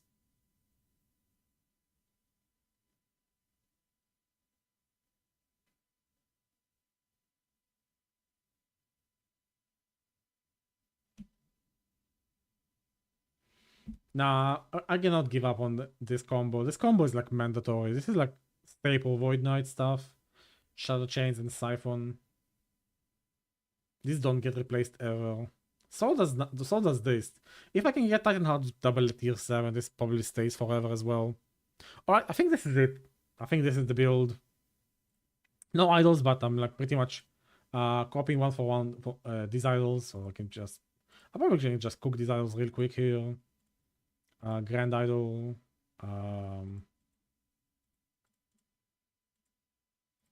Grand Omen Idol. Melee Void Damage. Vitality.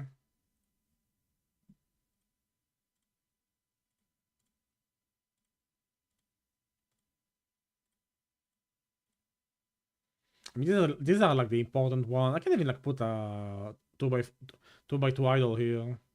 Interestingly enough, yeah, it's not really like we are like capped really well here. Also, like we have to do this. We can do this as well. Professor the suffixes, like whatever, like some health. Right, this suddenly becomes like way better. Actually, like actually this is like a big mana. Yeah, actually, mana per idol refract is actually kind of nice. Yeah, they're gonna help quite a bit. I mean, either or. I don't know how much we're gonna be seeing these, and how often. If we can like somehow manipulate which setup, which like layer we get. But yeah, then we just like get yeah. I guess the 1x3 is also gonna be quite. Actually, 1x3 is actually. Hold on. Yeah, this is gonna be a better setup even.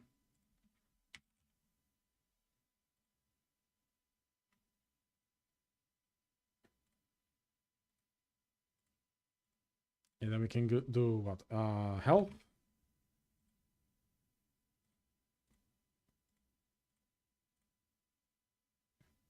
And then what? Oh yes, Wither Idol with Void Penetration. And some, I don't know, resist.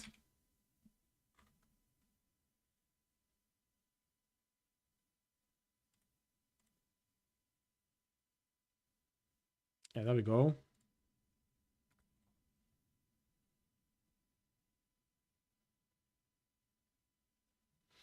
I don't know if Echoed recently is actually like the best one here. I mean, there's not a lot of 1x3 that you can use. I can always like use 2x2, 2x1, yeah, like the 2 wide, 1 tall idols for like vitality, more vitality. Get like a nice, bigger, even bigger amount of vitality. It's like we are Void Knight, and we always like getting vitality, more void damage per 3 vitality, so that's always nice. And you know, HP is already like 5k on the planner. Interestingly, yeah, this is gonna be an interesting setup. Like this looks way stronger, actually.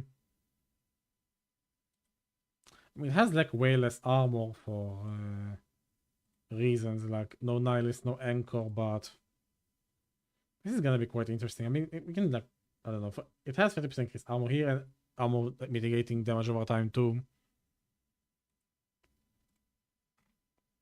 I mean, you can like get some random shit like, I don't know, fucking endurance on this, like, I don't know, like health, whatever. Like these idols can be like really trash or really, really good. It's gonna be really hard to find find good idols for these slots though. But yeah, this is it for me, guys. I'm gonna sign off. Getting quite late. Want to catch some sleep. Let's see. Can we raid anybody here?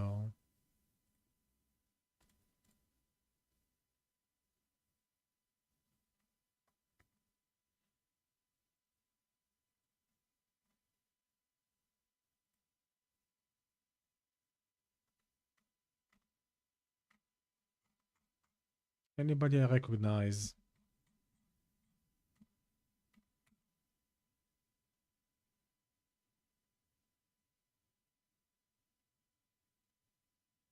Anybody I recognize which is also doing English?